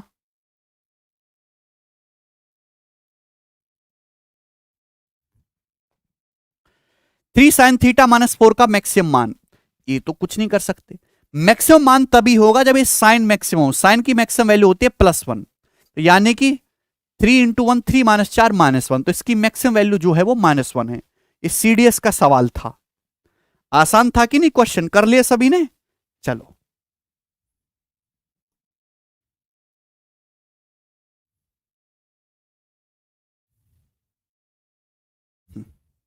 अब इस पे आ जाइए मेरे प्यारे भाई, आ जाए हम इस पे। ठीक, अब ध्यान से समझने की कोशिश करेगा। वन बाय वन मैं आपसे एक एक सवाल पूछूंगा। सवाल नंबर आपके सामने आएगा पहला बी वाला, ये बताइएगा जल्दी से। 16 tan square theta plus 25 cot square theta plus 11, इसकी मिनिमम वैल्यू निकालनी है। आपके सामने मैंने काफी सारे एग्जांपल ले लिए, इसके अलावा कुछ नहीं पूछेगा, मिनिमम वैल्यू आपको निकालनी है। 16 tan square theta plus 25 tan cot square theta plus 11, अब 11 लगा हुआ है तो मिनिमम वैल्यू आप केवल इसकी निकालेंगे प्यारे भाई। अभी 11 तो फिक्स है, तो a tan square theta plus b cot square theta की मिनिमम वैल्यू क्या होते हैं? 2 रूट ए बी, अभी यानी कि 4 पंजे 20, 20 दूनी 40, 40 आ जाएगी मिनिमम वैल्यू, तो 40 प्लस 11 51। तो इस क्वेश्चन का जो मान है वो 51 है, 51। बात समझ में आ गई ना? ये बताएंगे C number, 36 sine square theta plus 49 cosec square theta. A sine square theta plus b cosec square theta form है। ए का मान छोटा है, बी का मान बड़ा है, तो इसकी मिनिमम वैल्यू आएगी दोस्तों 36 प्लस 49 यानी कि 85। 85 इसकी मिनिमम वैल्यू आएगी। ठीक है भाई, ये वाला देखिएगा, 81 sign square theta plus 64 cosec square theta, minimum value 81 बड़ा है, ए का मान बड़ा है बी से, तो इस केस में मिनिमम वैल्यू आएगी 2 रूट ए बी, यानी कि 2 गुणा 81 गुणा 64, यानी कि मेरे दोस्तों 9 अट्टे 72, 72 दूनी 144। ठीक है भाई, तो इसकी मिनिमम वैल्यू होगी 144। बोलो बात क्लियर है? आगे चलें, ई वाला 25 sec square theta plus 16 cos square theta. 25 sec, a cos square theta plus b sec square theta form है। कॉस स्क्वायर थीटा का कोफिशिएंट छोटा है, सेक स्क्वायर थीटा का कोफिशिएंट बड़ा है, यानी कि इसकी मिनिमम वैल्यू होगी मेरे प्यारे भाई 16 प्लस 25 41। आ जाएगी minimum value a cos square theta plus b sec square theta में 41। अगला 36 cos square theta plus 25 tan square theta. कुछ बच्चे कहेंगे सर आपने ये तो पढ़ाया ही नहीं हमें। सब पढ़ाया, अगर थोड़ा ध्यान से देखेंगे। 36 कॉस स्क्वायर थीटा, ये 25 टेन स्क्वायर थीटा है, तो टेन स्क्वायर थीटा को मैं ऐसे नहीं लिख सकता सेक स्क्वायर थीटा -1, तो 25 सेक स्क्वायर थीटा -25, ये नहीं हो जाएगा? अभी 25 सेक स्क्वायर थीटा -25, बोलो ये हो जाएगा कि नहीं? आप बोलोगे जी सर बिल्कुल यही तो होगा, और के दिक्कत क्या आ रहा है इसमें? तो मेरे प्यारे भाई देखो, आपको केवल इसकी मिनिमम वैल्यू निकालनी है, इसकी। A cos square theta plus b sec square theta, a का मान बड़ा है, 36 बड़ा है मेरे प्यारे भाई, तो यानी कि इसकी मिनिमम वैल्यू आएगी 2 root a b. 2 root a b आएगी ना आपके, तो भैया 6 पंजे 30, 30 दूनी 60, 60 आ गया मेरे प्यारे भाई, 60 - 25 यानी कि 35। तो इस बार इसकी जो मिनिमम वैल्यू है प्यारे बच्चे वो 35 आएगा, 35। आप बोलोगे हाँ जी सर बहुत बढ़िया, 35 आएगी इसकी। ठीक, ये बताओ 4 tan square theta plus 9 cosec square theta, 4 tan square theta plus 9 cosec square theta बताइएगा। तो आप कहोगे सर जी इसका क्या करना है, ये तो आपने सिखाया नहीं। अरे सिखाया है, थोड़ा सा दिमाग लगाना है। कभी कभी क्या होता है, थोड़ा सा चेंज करना होता है। 4 tan स्क्वायर थीटा, अब कोसेक स्क्वायर थीटा क्या होता है? कॉट स्क्वायर थीटा +1, तो मैं इसको लिख सकता हूं 9 कॉट स्क्वायर थीटा प्लस 9, ये आ जाएगा। अब यही तो पढ़ाया है, डायरेक्ट पैटर्न नहीं दिया तो आप उस पैटर्न में कन्वर्ट कर लो। A tan square theta plus b cot square theta, अभी इसकी मिनिमम वैल्यू क्या होते हैं? 2 root a b. 2 root a b आप बोलोगे जी सर 4 नाम 36 है भाई, 6 दूनी 12, 12 9 21, तो इसकी मिनिमम वैल्यू कितनी आ जाएगी? 21, 21। हाँ जी जवाब दीजिए। आगे चलेंगे, अगला सवाल 48 साइन स्क्वायर थीटा, ये सब हटा रहे हैं, अब समझ गए ना? मैंने कुछ नहीं छोड़ा, इतना जल्दी आपको बता दिया, कौनों नहीं बताएंगे। 48 sine square theta plus 3 cot square theta, ये आपको निकालना है, करिए जल्दी से। तो ये डायरेक्ट तो कुछ नहीं दिख रहा, तो 48 sine square theta plus 3 cot square theta को आप लिख सकते हो 3 कोसेक स्क्वायर थीटा -1, यानी कि 3 कोसेक स्क्वायर थीटा -3 हो जाएगा। इसकी तो मिनिमम वैल्यू निकाल सकते हैं ना, इसकी मिनिमम वैल्यू क्या आएगी बोलो? तो आपका जवाब होगा सर ये है 2 रूट ए बी, क्योंकि यहां पे ए बड़ा है बी छोटा है, तो इसकी मिनिमम वैल्यू होगी 2 रूट ए बी। ठीक है भाई, और ये 48 थे 144 का रूट 12, 12 दूनी 24, 24 माइनस 3 21 से 21 आ जाएगा। तो इसकी जो मिनिमम वैल्यू होगी वो 21 आएगी, 23 नहीं आएगी, 21 आएगी। चलिए उसके बाद बहुत इंपॉर्टेंट मेरे प्यारे भाई, प्री में अगर किसी पे सवाल आएगा मिनिमम मैक्सिमम पे, तो 90% सबसे पहले एग्जामिनर इसी पे बनाने की कोशिश करता है। A sec square theta plus b cosec square theta, a sec square theta plus b cosec square theta, इसकी जो मिनिमम वैल्यू है, सेक और कॉसेक ध्यान से देखिएगा, सेक और कॉसेक लगा हुआ है, a sec square theta plus b cosec square theta, इसकी जो मिनिमम वैल्यू है वो है root a plus root b का whole square. A sec square theta plus b cosec square theta, इसकी minimum value root a plus root b का whole square है। ठीक है भाई, ये कोई अलग से रटने वाली चीज नहीं, यहीं से आया। सेक स्क्वायर थीटा का मतलब होता है 1 plus tan square theta, cosec square theta का मतलब होता है 1 प्लस कॉट स्क्वायर थीटा, तो ये b plus b cot square theta लिख सकते हैं। है भाई, ये ए प्लस बी तो है ही। आप बोलोगे जी सर अपन लोग बात कर रहे हैं मिनिमम की, तो ये a tan square theta plus b cot square theta, इसकी मिनिमम वैल्यू अभी सिखाइए। A tan square theta plus b cot square theta, इसकी मिनिमम वैल्यू क्या होती है? तो आपका जवाब होगा सर इसकी मिनिमम वैल्यू होती है 2 रूट ए बी। बोलो ये आ गया कि नहीं? अब बताओ ये क्या बन गया भाई, ए का मतलब रूट ए का स्क्वायर, बी का मतलब रूट बी का square, x square plus y square plus 2xy नहीं बन गया, root a plus root b का होल स्क्वायर। तो जब भी आपके सामने दिखे a sec square theta plus b cosec square theta, minimum value जो होगी root a plus root b का होल स्क्वायर होगी। अब जैसे लास्ट सवाल है मेरे प्यारे भाई, ठीक है ना, करना J number 32 sec square theta plus 72 cosec square theta की मिनिमम वैल्यू निकालनी है। तो root a plus root b का होल स्क्वायर, 32 का अंडर रूट 4 रूट 2, 72 का अंडर रूट 6 रूट 2, इसका होल स्क्वायर 4 6 10, 10 रूट 2 का स्क्वायर 200, तो इसकी जो मिनिमम वैल्यू वो 200 आएगी। आया ना? ठीक है भाई, अगला सवाल कर लेंगे ना ये। तो ये था आपके सामने क्वेश्चन नंबर 28, ये बताइएगा जल्दी से। हो गया सब। 29 3600 sec square theta plus 121 cosec square theta का मिनिमम मान। ये जो सवाल है लेटेस्ट सीडीएस 2022 के पेपर का है। A sec square theta plus b cosec square theta form है, minimum value root a plus root b, 3600 का अंडर रूट 60, 121 का अंडर रूट 11, तो 60 प्लस 11 71 का होल स्क्वायर आएगा 3721, सॉरी 71 है ना ये, तो है ना 4900 से बड़ा आएगा 5041, 71 का होल स्क्वायर 5041। अरे बात समझे कि नहीं समझे?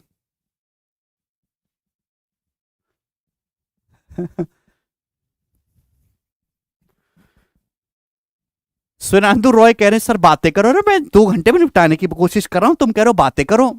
बकैती करने के लिए और बहुत सारे लोग हैं, यहां आना तो केवल पढ़ने के लिए आइए, वरना मत आइए। अगला सवाल, सवाल नंबर है आपके सामने 30, बताइएगा। ये जो क्वेश्चन है सीजीएल 2020 के प्री का है। मैं चलता फिरता पीडीएफ हूं, सवाल को देखती बता देता हूं कौन से एग्जाम का है। सवाल है यदि x एक रियल क्वांटिटी है तो 25 cos square x plus 9 sec square x का मिनिमम वैल्यू। अभी समझा, a cos square x plus 20 sec square x की मिनिमम वैल्यू।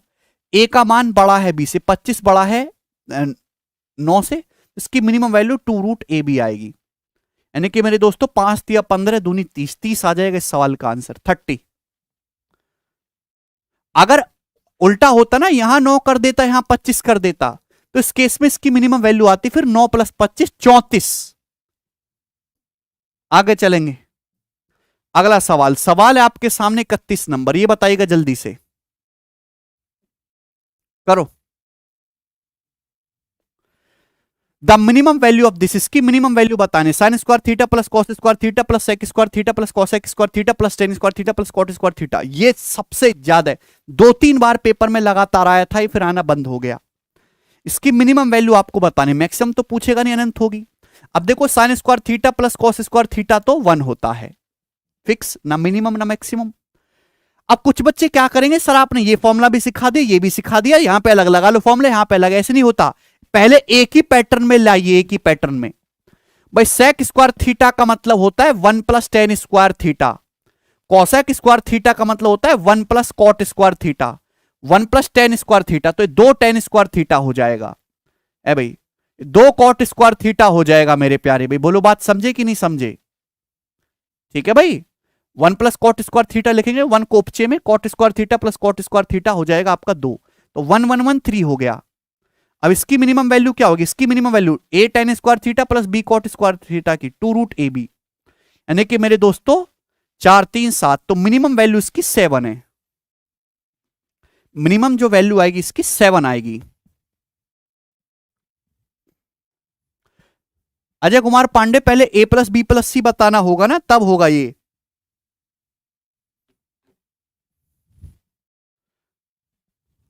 बताओ।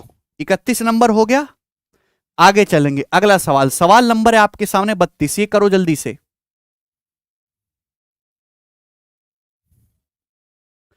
Find the maximum value of this, इसकी आपको मैक्सिमम वैल्यू बतानी, मिनिमम भी बता देना। करो।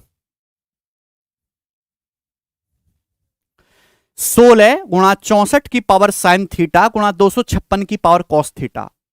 अब तो ये साइन और कॉस अलग है, 16 64 256, सभी का बेस क्या है 4, 16 मतलब 4 का स्क्वायर, 64 मतलब 4 का क्यूब है ना, 4 का क्यूब 4 की पावर 3 साइन थीटा, 256 मतलब 4 की पावर 4 यानी 4 की पावर 4 कॉस थीटा। आप बोलोगे जी सर, तो बेस से में गुणा में पावर जुड़ जाते हैं, तो 4 की power 2 plus 3 sign theta plus 4 cos theta, ये आ गया मेरे प्यारे भाई। मैं इस सवाल को ऐसे लिख सकता हूं। अब आपको बतानी है इसकी मैक्सिमम वैल्यू बच्चों, मैक्सिमम वैल्यू। तो क्या मैक्सिमम वैल्यू नहीं बता सकते बच्चा पार्टी? अरे बच्चा पार्टी, यही तो मैंने आपको सिखा दिया, a sine theta plus b cos theta निकालना नहीं सिखाया? A sine theta plus b cos theta की जो मैक्सिमम वैल्यू होती है वो root plus root a square plus b square, इसकी मैक्सिमम वैल्यू जो 5 होगी, तो 4 की पावर 7 मैक्सिमम आ गया। मिनिमम वैल्यू पूछेगा भाई, मैक्सिमम वैल्यू इसकी 5 है, मिनिमम वैल्यू इसकी -5 होगी, अभी तो 2 -5 -3 हो जाएगा। मिनिमम वैल्यू आएगी इसकी 4 की पावर -3,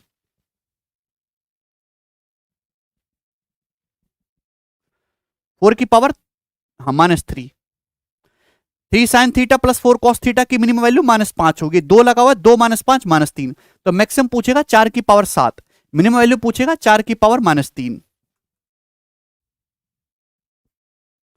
आगे चलेंगे। अगला सवाल, सवाल है जी आपके सामने यहां पर 33 नंबर, ये करिएगा जल्दी से।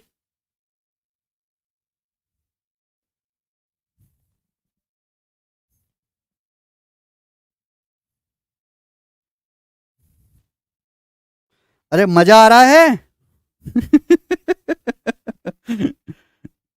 खत्म होने वाला 10 पूरे करो भाई।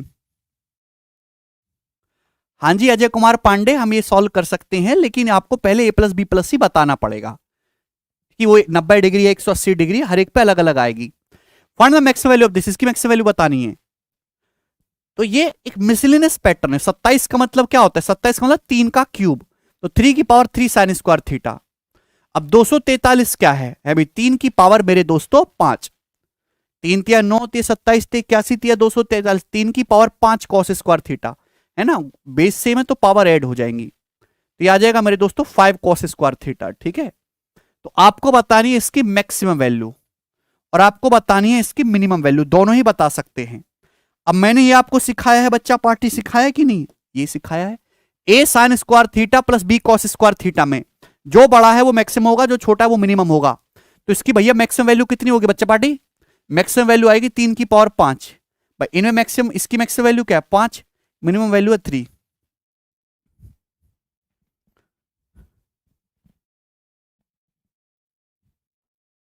Three to the power 5, 243 is maximum, 27 is minimum. ठीक, देखिए बहुत सारे बच्चों को शायद पता नहीं है, जो कल मैंने आपको 5 घंटे की जो क्लास ली थी हमने कल, उसमें जितने भी कंसेप्ट बताए थे, तो उन कंसेप्ट की उन सभी फॉर्मुलेस की पीपीटी बनाकर भी as it is PDF form में हमने टेलीग्राम चैनल पे अपलोड करवा दी है। इनकी भी मैं पीपीटी बनवा के अपने टेलीग्राम चैनल पे अपलोड करवा दूंगा, जिससे कि आपको, अगर आप बिल्कुल मक्कार हैं, आपने नोट्स नहीं भी बनाए, तो आप वहां से कम देख सकते हैं। लेकिन अब मेहनत आपको थोड़ी बहुत करनी पड़ेगी। इसके अलावा 150 क्वेश्चंस की जो मैंने सवाल क्लास में नहीं करवाए और प्रीवियस ईयर में आए हुए हैं और ठीक ठीक सवाल है वो भी जो है हमने उसमें पीडीएफ में डलवा रखे हैं। ठीक जी, ये बताइएगा मेरे दोस्तों, सवाल नंबर है आपके सामने 34। और the minimum value of this, इसकी मिनिमम वैल्यू निकालें, cos cube theta plus sec cube theta. आप जानते हैं थीटा 0 से 90 के बीच में, यानी कि ये कॉस और सेक, थीटा 0 से 90 के बीच में, तो कॉस और सेक दोनों पॉजिटिव होंगे। आप जानते हैं कि x प्लस 1/x कोई भी लिखा होगा, x प्लस 1/x फॉर्म की जो मिनिमम वैल्यू होती है मेरे दोस्तों वो 2 होती है, सिवाय बस आपका x 0 होना चाहिए, x ग्रेटर देन 0 पॉजिटिव होना चाहिए। तो दैट मीन्स ये cos cube theta plus 1/cos cube theta form है, इसकी मिनिमम वैल्यू 2 होगी। ठीक है, सवाल नंबर 35 भी ऐसा ही है। लास्ट क्वेश्चन करेंगे सवाल नंबर 36, ये बताइएगा जल्दी से। साइन की पावर 4 थीटा प्लस कॉस की power 4 theta minus 2 sign square theta cos square theta, इसका न्यूनतम मान कितना है? सीडीएस 2022 में रंग बिरंगे सवाल पूछता है। साइन की पावर 4 थीटा प्लस कॉस की पावर 4 थीटा क्या होता है दोस्त? पहले सिंप्लीफाई करना होगा। ये होता है 1 minus 2 sign square theta cos square theta, यही होता है कि नहीं? तो आप मुझे जवाब दो, का जवाब दोगे तुम हो किसी लायक? -2 और -2, 1 minus 4, 1 minus 4 sign square theta cos square theta, 4 sign square theta cos square theta क्या होता है? साइन 2 थीटा का होल स्क्वायर। तो 1 माइनस साइन 2 थीटा का होल स्क्वायर आ गया मेरे प्यारे भाई। ठीक है ना, -4 sign square theta cos square theta. Minimum value निकालनी है भाई। मिनिमम वैल्यू तभी आएगी 1 में से कुछ घटा रहे हैं, 1 में से कुछ आप घटा रहे हो, तो मैक्सिमम घटाओ ना। 1 में से औकात जितनी है उतना घटा लो तो मिनिमम बचेगा। तो इसकी मैक्सिमम औकात है 1, 1 में से 1 घटा लीजिए 0, तो मिनिमम वैल्यू इसकी 0 है। अरे बेटा मिनिमम मान इसका 0 है, मैक्सिमम मान अगर आप इसका निकालोगे तो मैक्सिमम मान कितना आएगा दोस्त? मैक्सिमम मान इसका 1 आएगा। 1 में से कुछ घट रहा है, मैक्सिमम निकालना, तो कोशिश रहेगी कि 1 में से जो घट रहा है बिल्कुल खत्म हो।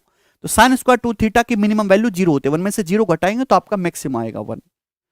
ठीक, और इसी के साथ ये चैप्टर आपका पूर्णतः समाप्त होता है, हो गया। ठीक है भाई, तो इसमें height and distance maximum minima हमने सब कुछ करवा दिया। एक बार कमेंट दिखाओ, कोनो प्रॉब्लम? रविशंकर कुमार कह रहे हैं इंग्लिश भी पढ़ाओ। देखिए इंग्लिश के लिए गोपाल सर हैं, ये क्लास खत्म होने के बाद 12 बजे वो अपना उनका चैनल है English with Gopal Verma sir. ठीक है, आप वहां पे आइए लाइव, मैं भी पढ़ता हूं डेली, तो आप वो इंग्लिश का 1 घंटे का डेली प्रैक्टिस सेशन कराते हैं, उसको जरूर देखें आप। ठीक है भाई, चलो बाकी कल करेंगे दोस्त अब। ठीक, बाय।